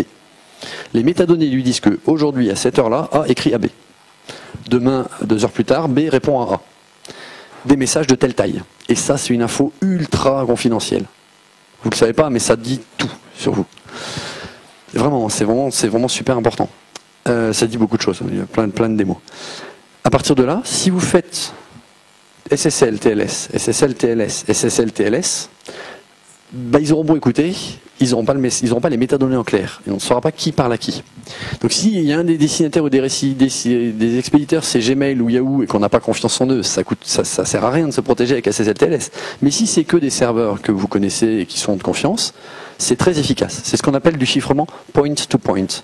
Point-to-point, client-serveur, point-to-point, serveur-serveur, point-to-point, serveur-client. On fait du end-to-end, c'est bien. Pour protéger les métadonnées, aujourd'hui, j'ai pas mieux à vous proposer que le point-to-point. C'est mieux que rien. Donc, configuration un petit peu compliquée. On peut dire à SMTP, au postfix qui peut garder dans une base de données binaire BDB la liste des clés de session temporaire de tous les clients et tous les serveurs qui se sont connectés à lui, parce qu'en SMTP, il y a beaucoup d'échanges dans tous les sens, avec plein de clients, plein de serveurs. Donc on peut, grâce à ça, optimiser un peu. Et dans les protocoles, tout en bas, je lui dis, je veux pas entendre parler du SSL V2 ni du SSL V3. Je suis un peu violent, mais je vois qu'en fait, ça marche plutôt bien. Malgré tout. Et le Secure Cert Match, alors ça c'est plus compliqué, c'est que dans le mail, le nom du serveur, c'est le nom du MX du domaine correspondant. Ce qui veut dire que le nom DNS, le nom FQDN du certificat, c'est censé être le nom DNS du MX. Mais là, il veut bien aussi que ce soit l'adresse en fait du domaine lui-même. Donc ça permet d'être un peu plus flexible sur le nom sans pour autant porter préjudice à la sécurité. Ça c'est pour ce que j'appelle le Mollyguard. C'est une histoire un peu ancienne. C'est en gros pour se prémunir des incompétents. Serveur PopImap, Dovecot. Alors ça conf elle est toute simple, elle fait 4 lignes. Vous lui dites le CRT, la chain, le key. Tout le reste est bien configuré. Il faut juste lui dire que vous ne voulez pas entendre parler d'SSL V2 V3 et la cipher list. Par défaut, il impose à ce que ce soit dans un certain ordre. Et après, tout le reste, il n'y avait pas grand-chose d'autre. À partir du moment où vous dites SSL yes, il fait ce qu'il faut. Alors attention, la syntaxe. SSL cert égale, normalement vous lui mettez le contenu du certificat. Begin certificate, end certificate. Là, comme c'est des fichiers externes, vous lui mettez inférieur, ça veut dire ce qui suit, c'est un nom de fichier dans lequel il y a le certificat. Donc il y a cette syntaxe un peu étrange à connaître. C'est les Dovecot récents, les anciens, ça fonctionnait différemment. C'est 2.1, je crois.